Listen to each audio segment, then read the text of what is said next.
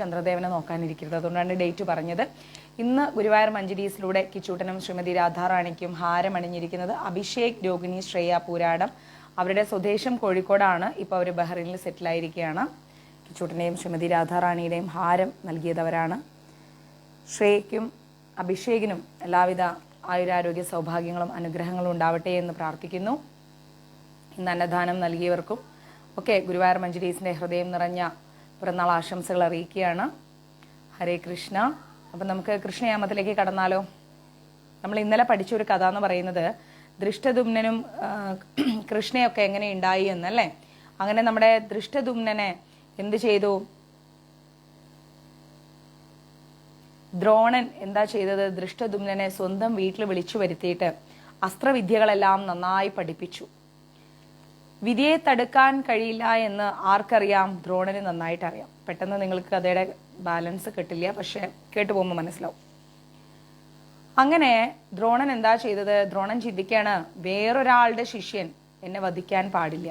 അതുകൊണ്ട് തന്നെ സ്വന്തം ശിഷ്യനെ കൊണ്ട് വധിക്കപ്പെട്ടാലും കുഴപ്പമില്ല, സ്വന്തം ശിഷ്യൻ തന്നെ വധിച്ചാലും എനിക്ക് പ്രശ്നമില്ല, പക്ഷെ വേറൊരാളുടെ ശിഷ്യൻ വധിക്കാൻ പാടില്ല. കാരണം എന്താ? വേറൊരാളുടെ ശിഷ്യൻ വധിക്കുന്ന സമയത്ത് ആ ശിഷ്യന്റെ ഗുരു കുറച്ച് അതിശ്രേയസ്കരമായിരിക്കുന്ന ഗുരുവായിരിക്കും എന്ന് ദ്രോണൻ ചിന്തിക്കുന്നു, അല്ലെ ലോകം അങ്ങനെ ചിന്തിക്കും. അതുകൊണ്ട് തന്നെ അസ്ത്രശസ്ത്ര വിദ്യകളെല്ലാം ദ്രോണൻ അഭ്യസിപ്പിച്ച നല്ല ഒരു ഉത്തമനായ ശിഷ്യൻ തന്നെ ആ ഗുരുവിനെ വധിക്കുമ്പോൾ ഗുരുവിന്റെ ആ ഒരു കഴിവുകളെല്ലാം ആ ശിഷ്യനിൽ ലഭിച്ചിരിക്കുന്നു, അല്ലെങ്കിൽ ഗുരു അതെല്ലാം നൽകിയിരിക്കുന്നു എന്ന് ലോകം മനസ്സിലാക്കണം. അതിനുവേണ്ടിയാണ് ദ്രോണൻ എന്ത് ചെയ്യുന്നത്? ദൃഷ്ടദുമ്നനെ സ്വന്തം വീട്ടിലേക്ക് വിളിച്ചു വരുത്തിയിട്ട് എല്ലാ തരത്തിലുള്ള അസ്ത്രശസ്ത്ര വിദ്യകളും പഠിപ്പിച്ചു കൊടുക്കുന്നത്. ക്ലിയർ? ബ്രാഹ്മണൻ ഇങ്ങനെ കഥ പറഞ്ഞ് അവസാനിപ്പിച്ചത്തേക്ക് പാണ്ഡവന്മാർക്കൊക്കെ വല്ലാത്ത അസ്വസ്ഥത വന്നു. അപ്പൊ അവരുടെ അഭിപ്രായം കുന്തിദേവി ചോദിച്ചു. എന്നിട്ട് പറയാണ്, മക്കളെ, നമ്മൾ കുറേ നാളായിട്ട് ഈ സ്ഥലത്ത് തന്നെ ഇങ്ങനെ താമസിക്കുകയാണ്, അല്ലെ? ഒരേ സ്ഥലത്ത് തന്നെ ഇങ്ങനെ ഭിക്ഷ എടുത്തുകൊണ്ട് ജീവിക്കാന്ന് പറയുമ്പോൾ അത് ശരിയല്ല. നമുക്ക് ഇവിടെ ചുറ്റുമുള്ള കുറച്ച് കാഴ്ചകളൊക്കെ ഒന്ന് നമ്മൾ കണ്ടു കഴിഞ്ഞു. ഇനി ഇവിടെ ഒന്നും കാണാനൊന്നുമില്ല. അതുകൊണ്ട് നിങ്ങൾക്കൊക്കെ സമ്മതമാണെങ്കിൽ നമുക്കിനി പാഞ്ചാല രാജ്യത്തേക്ക് പോകാം, അല്ലെ? പാണ്ഡവന്മാരെല്ലാവരും ഉടനെ അവരുടെ സന്തോഷം പറഞ്ഞു. ശരി അമ്മേ, നമുക്ക് അങ്ങോട്ട് പോകാം എന്ന് പറഞ്ഞു.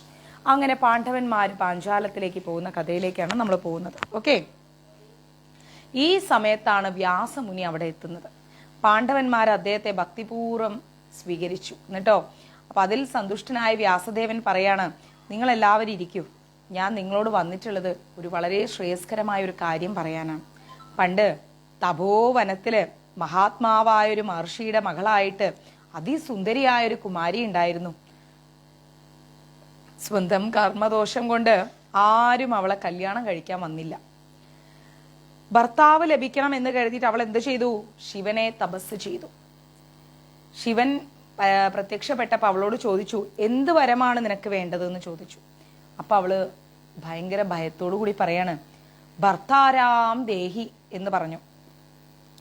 5 പ്രാവശ്യം അവൾ ഇങ്ങനെ പറഞ്ഞു. എന്ത്? ഭർത്താരാം ദേഹി, ഭർത്താരാം ദേഹി, ഭർത്താരാം ദേഹി, ഭർത്താരാം ദേഹി, ഭർത്താരാം ദേഹി. ഇങ്ങനെ 5 പ്രാവശ്യം പറഞ്ഞു.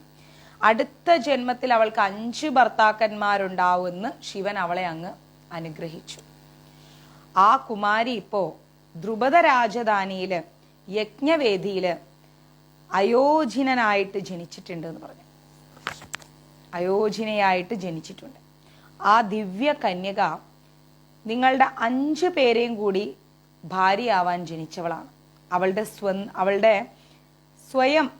സ്വയംവരം അടുത്ത് തന്നെ അവളുടെ സ്വയംവരം നടക്കാൻ പോകുന്നുണ്ട്. അതുകൊണ്ട് നിങ്ങൾ ഇപ്പൊ തന്നെ പാഞ്ചാല രാജ്യത്തേക്ക് പോണെന്ന് പറഞ്ഞു. ആ നഗരത്തിൽ ചെല്ലുന്നത് നിങ്ങൾക്ക് നല്ല ക്ഷേമമായിരിക്കും എന്നും പാണ്ഡവന്മാരോട് പറഞ്ഞു. അങ്ങനെ വ്യാസദേവൻ പറഞ്ഞത് കേട്ടപ്പം ഇവർക്കെല്ലാവർക്കും ഭയങ്കര ഹാപ്പിയായി. അച്ഛൻ ഇച്ഛിച്ചതും പാല്, വൈദ്യൻ കൽപ്പിച്ചതും പാല്. അങ്ങനെ വ്യാസദേവൻ പോയ ശേഷം കുന്തിദേവിയും പാണ്ഡവന്മാരും കൂടി ദ്രുപദ രാജ്യത്തേക്ക് പോകാൻ വേണ്ടി തീരുമാനമെടുത്തു. വ്യാസദേവൻ പറഞ്ഞതനുസരിച്ച് പാണ്ഡവന്മാരെന്ത് ചെയ്തു? അമ്മയുടെ കൂടെ ദ്രുപദ രാജ്യത്തേക്ക് പോയി. ഗ്രാമവാസികൾ ഓരോരും പ്രത്യേകിച്ച് ആതിഥേയനായ ബ്രാഹ്മണനോട് യാത്ര പറഞ്ഞുകൊണ്ട് ഗ്രാമങ്ങളെല്ലാം കടന്ന് അവരെവിടെ എത്തി? ഗംഗാതീരത്തെത്തി. അവിടെ വിശ്രമിക്കുന്നതിന് പകരം അവർ വേഗത്തിൽ പാഞ്ചാല രാജ്യത്തെത്താൻ വേണ്ടി നടന്നു. ഗംഗാതീരത്തൊന്നും അവർ വിശ്രമിച്ചില്ല. കാരണം എന്താ? വേഗം പോണം, പാഞ്ചാല രാജ്യത്തേക്ക് പോണം എന്ന് കരുതിയിട്ട് അവർ വേഗം നടന്നു. രാത്രി അർജുനൻ തീക്കൊള്ളിയും പിടിച്ചുകൊണ്ടാണ് മുമ്പിൽ നടക്കുന്നത്. രാത്രിയാണ് ഈ യാത്ര പോകുന്നത് കേട്ടോ. പിന്നിൽ കുന്തി ദേവിയെ തോളിൽ വെച്ചുകൊണ്ട് ഭീമനും ബാക്കി പാണ്ഡവന്മാരും ഇങ്ങനെ നടക്കുകയാണ് പാതിരാത്രിക്ക്. അങ്ങനെ രാത്രി വളരെ കഷ്ടപ്പെട്ട് ഇങ്ങനെ പോയിക്കൊണ്ടിരിക്കുന്ന അവരുടെ മുമ്പിൽ ഒരു ഗന്ധർവൻ പെട്ടെന്ന് ചാടി വീണു. എന്നിട്ടോ അങ്കാരപർണൻ എന്ന് പറയുന്ന അതിപ്രബലനായ ഒരു ഗന്ധർവൻ, എന്താ അയാളുടെ പേര്? അങ്കാരപർണൻ. ആ ഒരു അങ്കാരപർണൻ എന്ന് പറയുന്ന ഭയങ്കര പ്രബലനായ ഒരു ഗന്ധർവൻ ഒരുപാട് സ്ത്രീകളോടുകൂടി ജലക്രീഡ ചെയ്തുകൊണ്ടിരിക്കുന്ന സമയമായിരുന്നു അത്. ആ സമയത്ത് ആ വഴിക്കുള്ള പാണ്ഡവന്മാരുടെ ആ ഒരു യാത്ര അവന്റെ സ്വൈര്യവിഹാരത്തിന് തടസ്സമായി എന്നാണ് ഗന്ധർവന്റെ ആക്ഷേപം. ഗന്ധർവൻ പറയാണ്, ഞാനിവിടെ ജലക്രീഡ നടത്തി സന്തോഷിച്ചു കൊണ്ടിരിക്കുമ്പം നിങ്ങൾ ഈ വഴി വന്നത് എനിക്ക് ഭയങ്കര ബുദ്ധിമുട്ടായി എന്ന് പറഞ്ഞു. അങ്ങനെ ഒരു ആക്ഷേപം പറഞ്ഞു. അങ്കാരപർണന്റെ ആ ധിക്കാരപൂർവമായ വാക്കുകളെ അർജുനൻ എന്ത് ചെയ്തു? അതേ സ്വരത്തിലും അതേ നിലയിലും തന്നെ എതിരിട്ടു എന്നുള്ളതാണ് വാസ്തവം. അതേ സ്വരത്തിലും അതേ നിലയിലും അങ്ങ് എതിരിട്ടു. കോപാക്രാന്തനായ ഗന്ധർവൻ എന്തു ചെയ്തു? പെട്ടെന്ന് വില്ലെടുത്തിട്ട് അർജുനന്റെ നേരെ ശരങ്ങൾ അയക്കാൻ തുടങ്ങി ഗന്ധർവൻ. മധ്യമ പാണ്ഡവന് തീക്കൊള്ളിയും പരിചയും വീശി ശരങ്ങളെല്ലാം തട്ടിത്തെറിപ്പിച്ചു. മധ്യമ പാണ്ഡവൻ, നടുക്ക് നിന്ന പാണ്ഡവൻ എന്ത് ചെയ്തു? ഈ തീക്കൊള്ളിയും പരിചയൊക്കെ വീശിയിട്ട് ശരങ്ങളെയൊക്കെ തട്ടിത്തെറിപ്പിച്ചു. രണ്ടുപേരും കൂടെ ഗംഗാ തീരത്ത് വെച്ച് ഭയങ്കരമായ യുദ്ധം ഉണ്ടായി. ഈ പാണ്ഡവന്മാരും ഈ ഗന്ധർവനും കൂടെ. കുറച്ചു നേരത്തെ യുദ്ധം കഴിഞ്ഞ ശേഷം ഗന്ധർവൻ എന്തു ചെയ്തു? ഒട്ടും കീഴടങ്ങുന്നില്ല ഗന്ധർവൻ. അത് കണ്ടപ്പം അർജുനൻ എന്താ ചെയ്തത്? ആഗ്നേയാസ്ത്രം തന്നെ എടുത്തങ്ങ് പ്രയോഗിച്ചു. അർജുനൻ വേഗം ഈ ഗന്ധർവൻ അടങ്ങുന്നില്ല എന്ന് കണ്ടപ്പം ആഗ്നേയാസ്ത്രം എടുത്തിട്ട് ഈ ഗന്ധർവന്റെ നേരെ അങ്ങ് ഇട്ടു. ജ്വലിക്കുന്ന ആഗ്നേയാസ്ത്രം, കത്തിക്കൊണ്ടിരിക്കുകയാണ് ആഗ്നേയാസ്ത്രം. ആ ആഗ്നേയാസ്ത്രം എന്ത് ചെയ്തു? അങ്കാരപർണന്റെ രഥം അങ്ങ് ചുട്ട് ചാമ്പലാക്കി കളഞ്ഞു. അവൻ തല കീഴായി വീഴുമ്പോ അർജുനൻ എന്ത് ചെയ്ത്? അവന്റെ മുടി ഇങ്ങോട്ട് ചുറ്റി പിടിച്ചിട്ട് ചേട്ടന്റെ മുമ്പിലേക്ക് അങ്ങ് വലിച്ചിഴച്ചു കൊണ്ടുപോയി.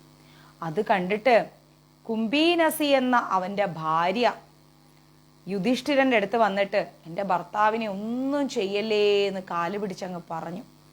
യുധിഷ്ഠിരൻ പറഞ്ഞതനുസരിച്ച് അർജുനൻ എന്താ ചെയ്തത്? ഗന്ധർവന് അഭയം നൽകിയിട്ട് തിരിച്ചയച്ചു. യുധിഷ്ഠിരനല്ലേ പറഞ്ഞത്, അപ്പൊ പിന്നെ ഇനി ഗന്ധർവനെ ഒന്നും ചെയ്യണ്ട എന്ന് കരുതിയിട്ട് എന്താ ചെയ്തത്? അർജുനൻ ഗന്ധർവന് അഭയം കൊടുത്തു, എന്നിട്ട് പറഞ്ഞു വിട്ടു.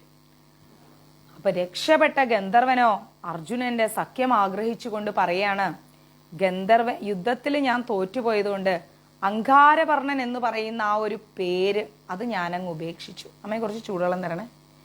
യുദ്ധത്തിൽ തോറ്റുപോയല്ലോ, അതുകൊണ്ട് അങ്കാരപർണൻ എന്ന് പറയുന്ന പേര് അത് ഞാനങ്ങ് ഉപേക്ഷിച്ചു. ഇപ്പോ ദശരഥനായില്ലെങ്കിലും, ക്ഷമിക്കണം, ഇപ്പോ ദഗ്ധരനായില്ലെങ്കിലും ചിത്രരചൻ എന്ന പേര് ഞാൻ സ്വീകരിക്കുന്നു. ഈ ഗന്ധർവൻ എന്ത് പേരാ സ്വീകരിക്കുന്നത്?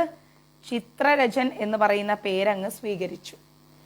അല്ലയോ അർജുന, എനിക്ക് പ്രാണദാനം ചെയ്തതിന് പകരമായിട്ട്, അതായത് എനിക്ക് ഈ ജീവൻ നൽകിയതിന് പകരമായിട്ട് ചാക്ഷുഷീ വിദ്യ അങ്ങേക്ക് ഉപദേശിക്കാൻ ഞാൻ ആഗ്രഹിക്കുന്നു എന്ന് ഈ ഗന്ധർവൻ പറഞ്ഞു.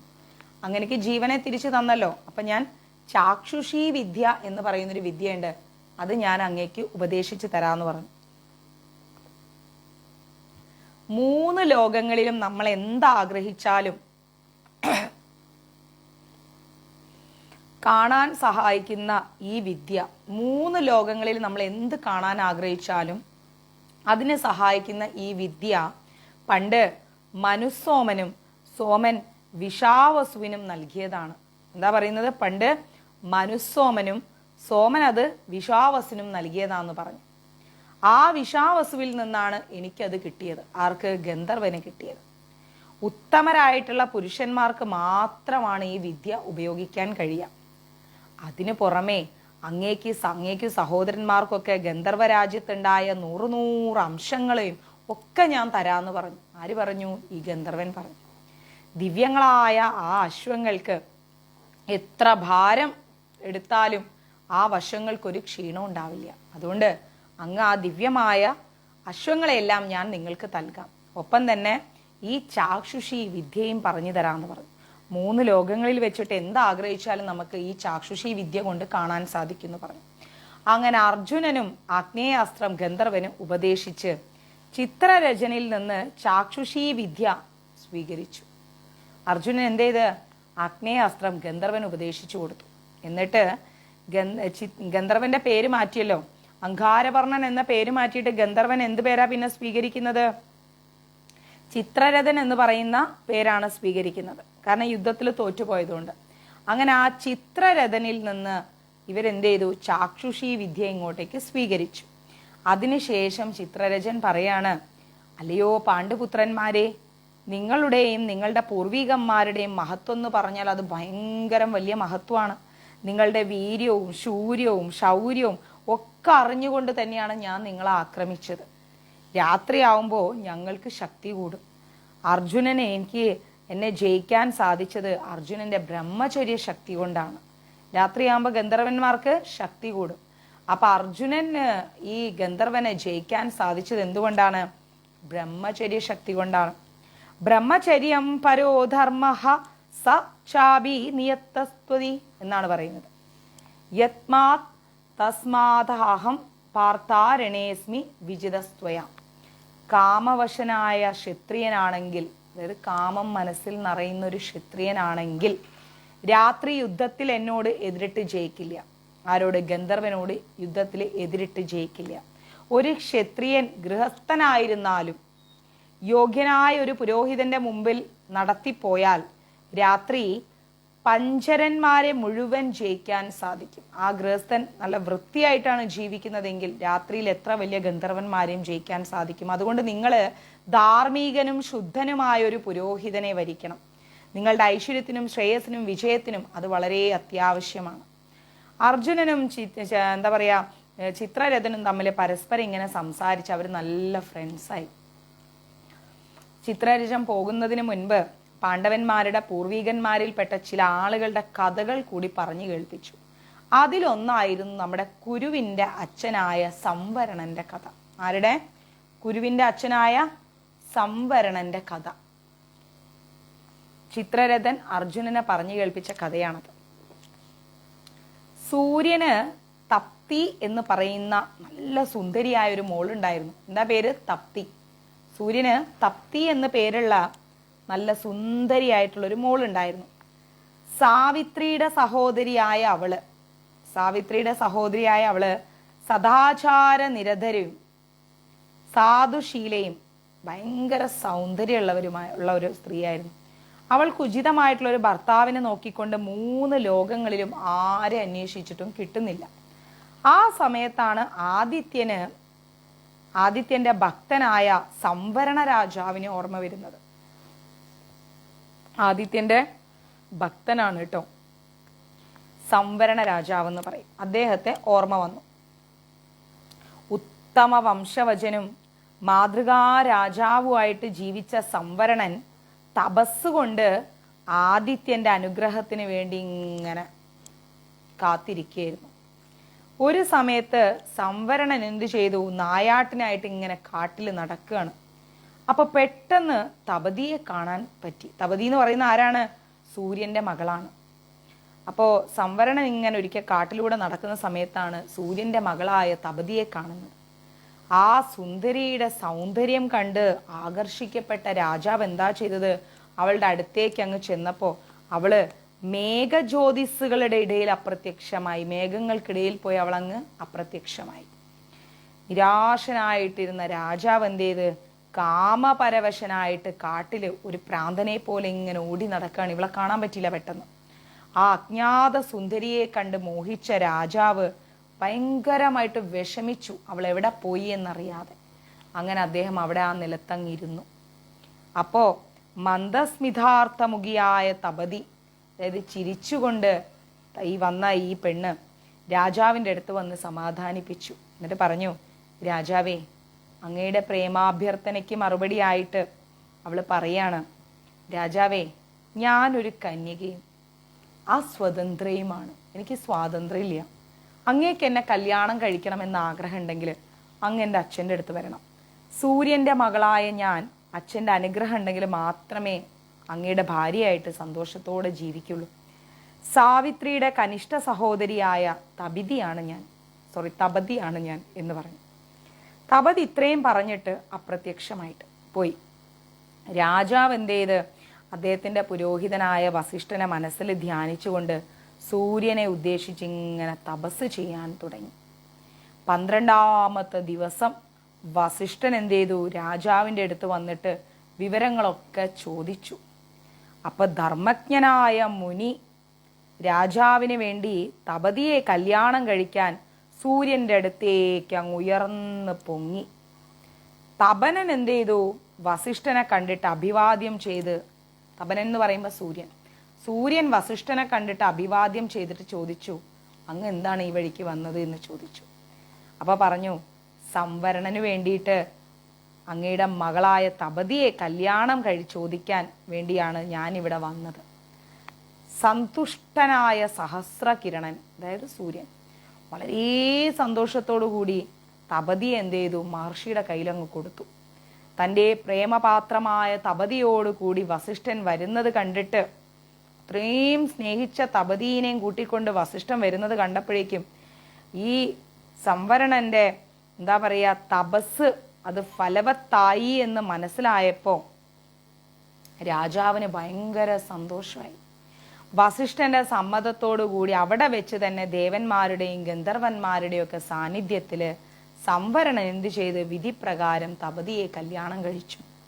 പിന്നീട് 12 വർഷക്കാലം അവർ സന്തോഷത്തോടെ സുഖഭോഗങ്ങളിൽ ലയിച്ചുകൊണ്ട് ആ കാട്ടിൽ തന്നെ അവർ ജീവിച്ചു.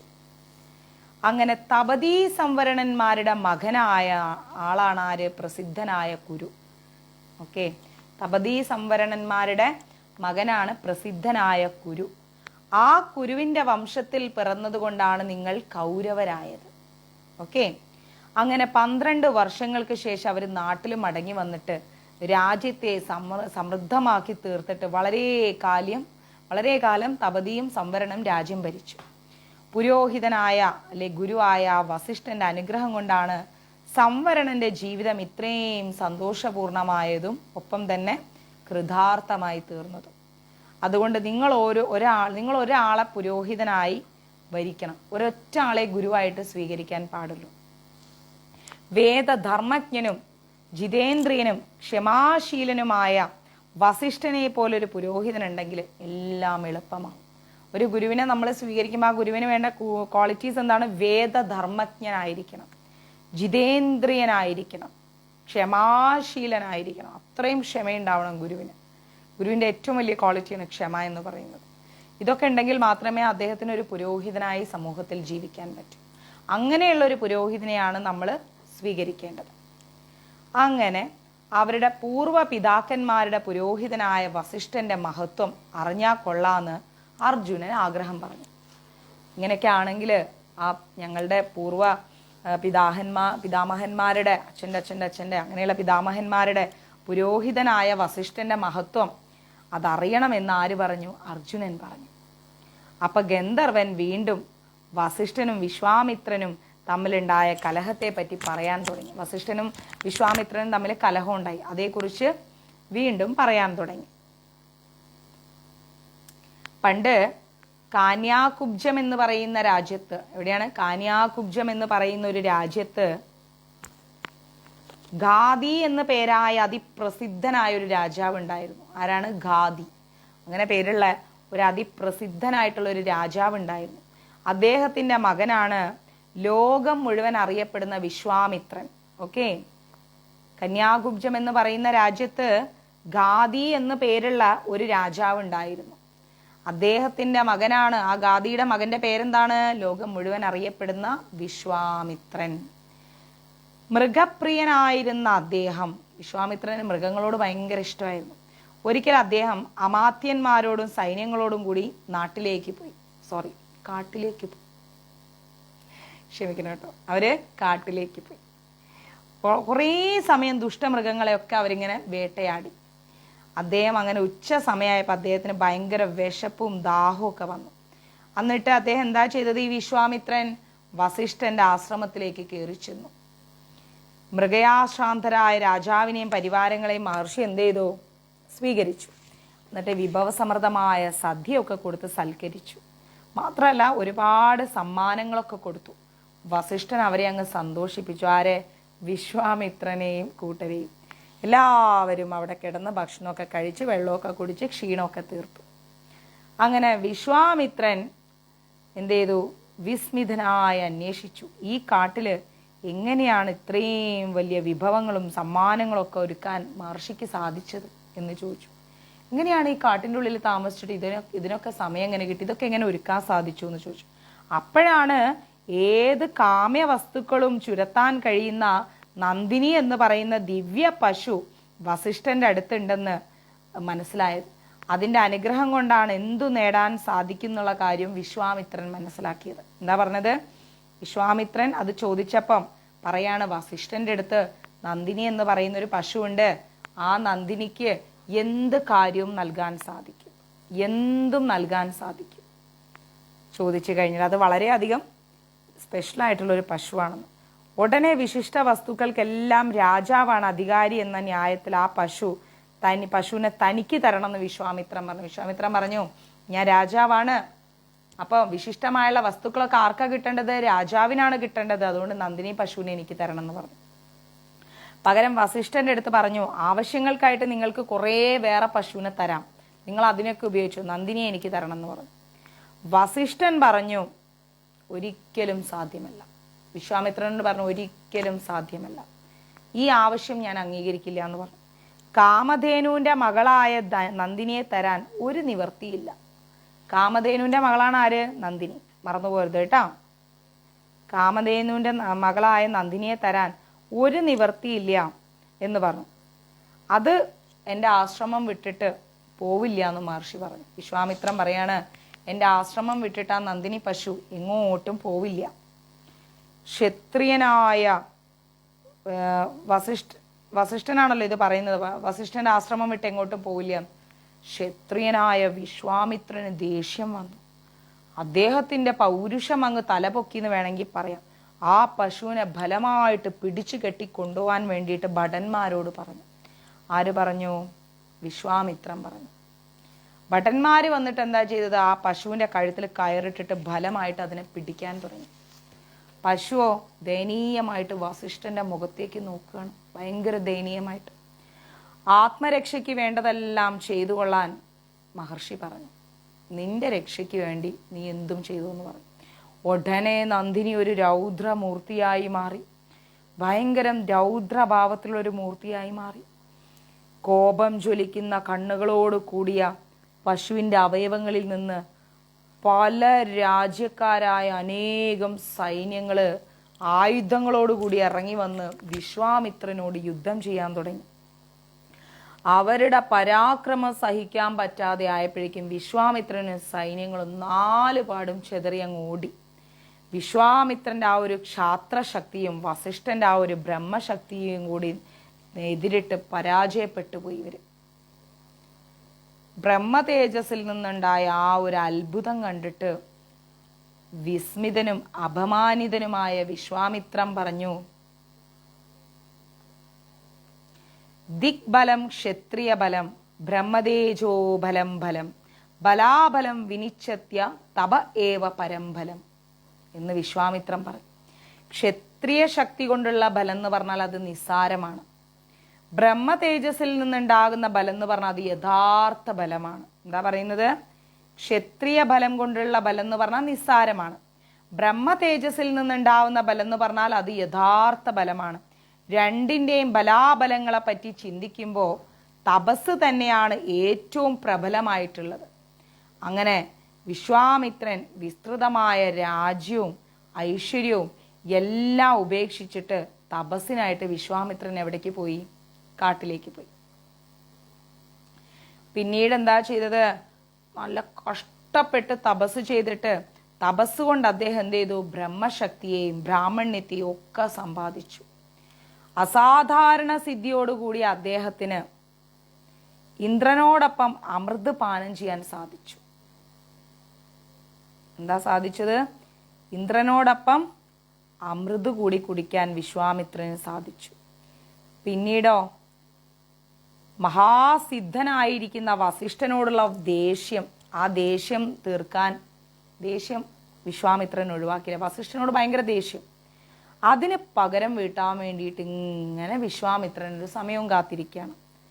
അങ്ങനെ പറഞ്ഞ് ഗന്ധർവൻ കഥ പറയാണ്. പണ്ട് ഇക്ഷാകു വംശത്തില് കൽമാശപാതൻ എന്ന് പറയുന്ന ഒരു രാജാവ് ഉണ്ടായിരുന്നു. ആരാണ്? കൽമാശപാതൻ. അങ്ങനെ ഒരു രാജാവ് ഇക്ഷാകു വംശത്തിലുണ്ടായിരുന്നു. നല്ല തേജസ്വിയായ പരാക്രമശാലിയായിട്ടുള്ള ആ രാജാവ് ഒരു ദിവസം കാട്ടിൽ നിന്ന് നായാട്ടൊക്കെ കഴിഞ്ഞിങ്ങനെ മടങ്ങി വരുമ്പോൾ വസിഷ്ഠന്റെ ചേട്ടന്റെ മകനായ ശക്തിയെ കാണാനിടയായി. വസിഷ്ഠന്റെ ചേട്ടന്റെ മകനായ ശക്തിയെ കണ്ടു കാട്ടിൽ വെച്ചിട്ട്. ആര്? കൽമാശപാതൻ എന്ന് പറയുന്ന ഒരു രാജാവ്. തനിക്കെതിരെ വരുന്ന ശക്തിയോട് അദ്ദേഹം വഴിയിൽ നിന്ന് മാറാൻ പറഞ്ഞു. രാജാവിന്റെ ഓപ്പോസിറ്റാണ് ശക്തി നടന്നു വരുന്നത്. അപ്പൊ പറഞ്ഞു, നീ വഴിയിൽ നിന്ന് മാറുന്നു പറഞ്ഞു.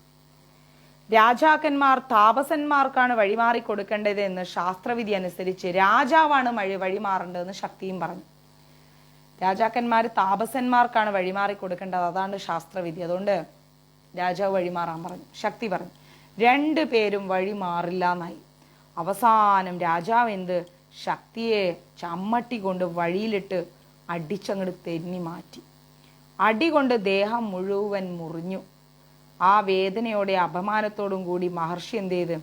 ഭയങ്കര ദേഷ്യത്തോടു കൂടി കൽമഷപാതൻ എന്ന് പറയുന്ന രാജാവിനെ അങ്ങ് ശപിച്ചു.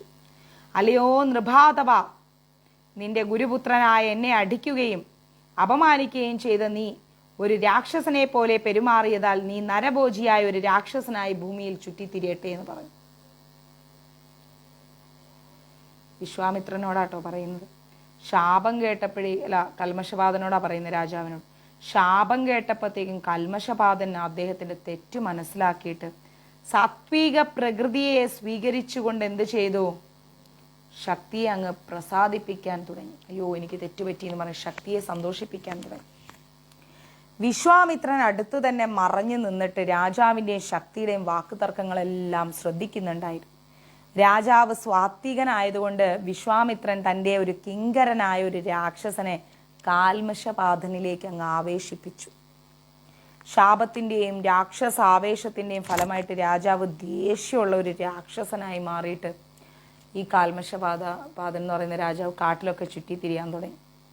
ഒരു ദിവസം ദേഷ്യത്തോടുകൂടി രാക്ഷസനെ ഇങ്ങനെ ചുറ്റി നടക്കുമ്പോൾ വസിഷ്ഠപുത്രനായ ശക്തിയെ കണ്ടുമുട്ടി ഈ രാക്ഷസൻ.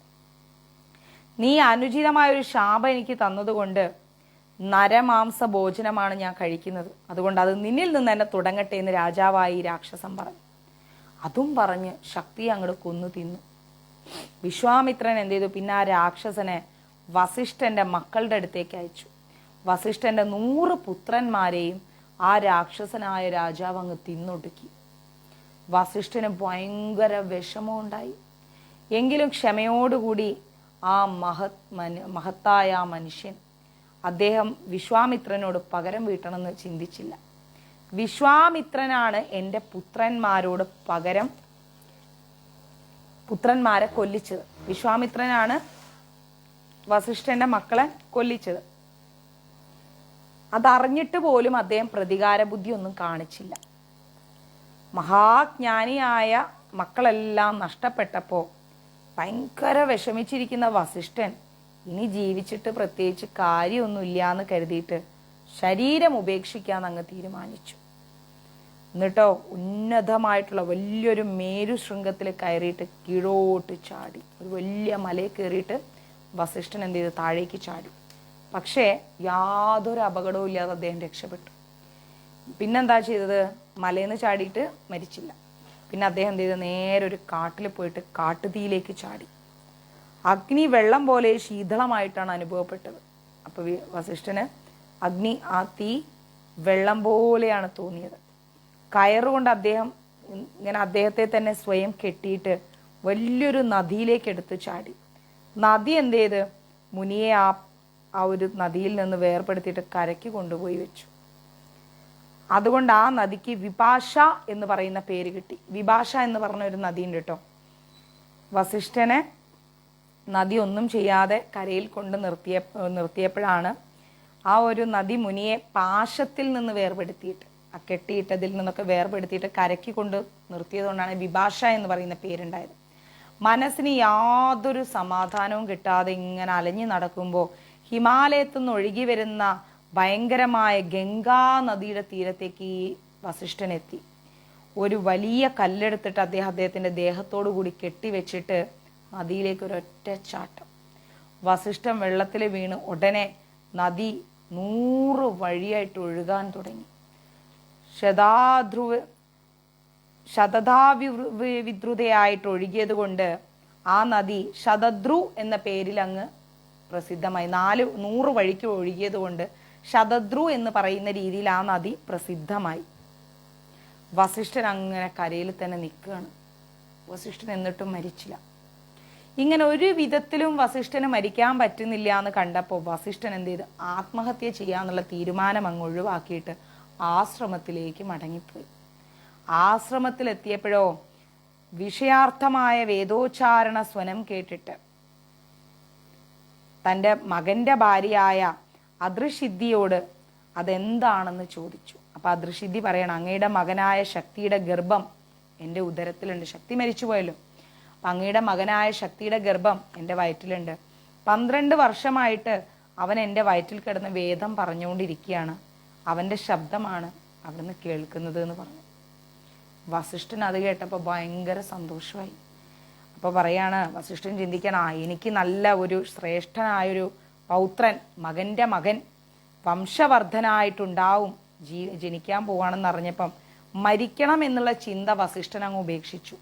അങ്ങനെ ഇരിക്കെ ഒരു ദിവസം മകനായ ശക്തിയുടെ ഭാര്യയുടെ കൂടെ വനത്തിൽ ഇങ്ങനെ സഞ്ചരിക്കുമ്പോൾ രക്ഷോബാധയേറ്റ കൽമശപാതൻ അവരെ പിടിച്ചു നിന്നാൻ വേണ്ടി വന്നു. കൽമശപാതൻ എന്ന് പറയുന്ന രാക്ഷസനായി നടക്കുകയാണല്ലോ. അവരെ പിടിച്ചു നിന്നാൻ വന്നു.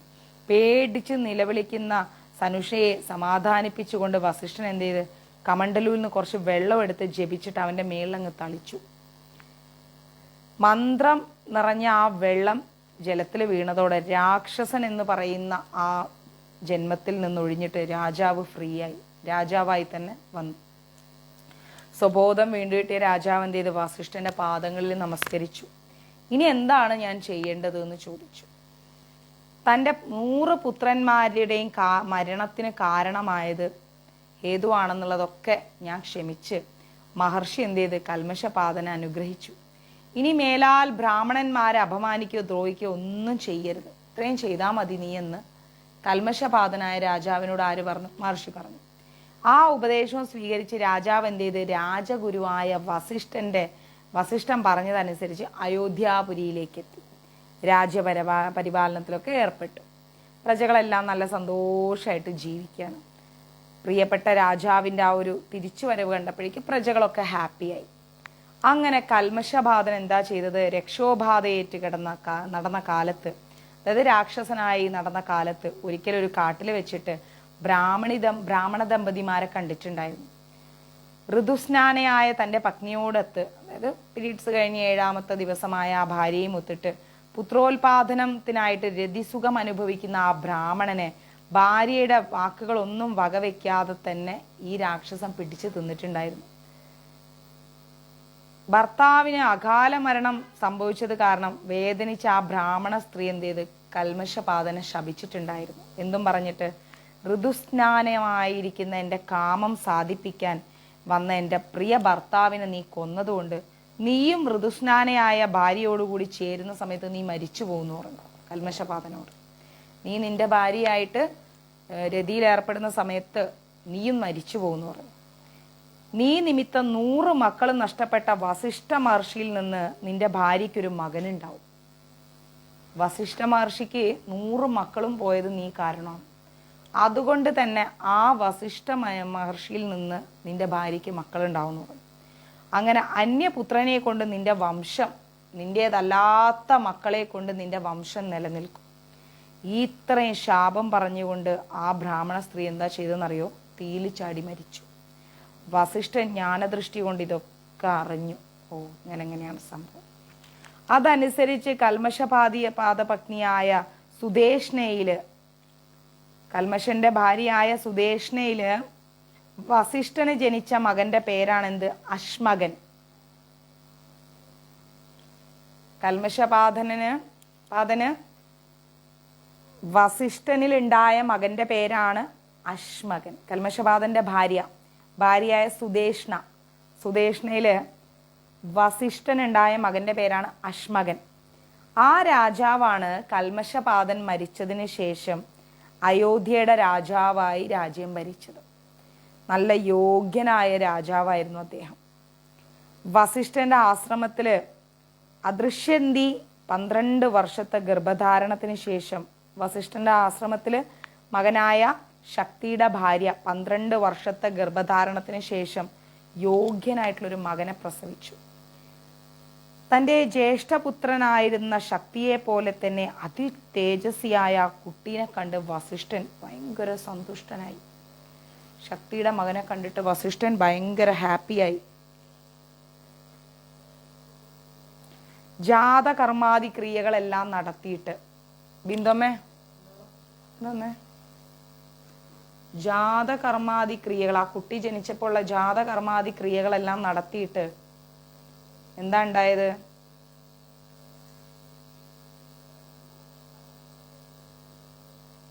അമ്മേ, കൈ പോയി കഴുകുക.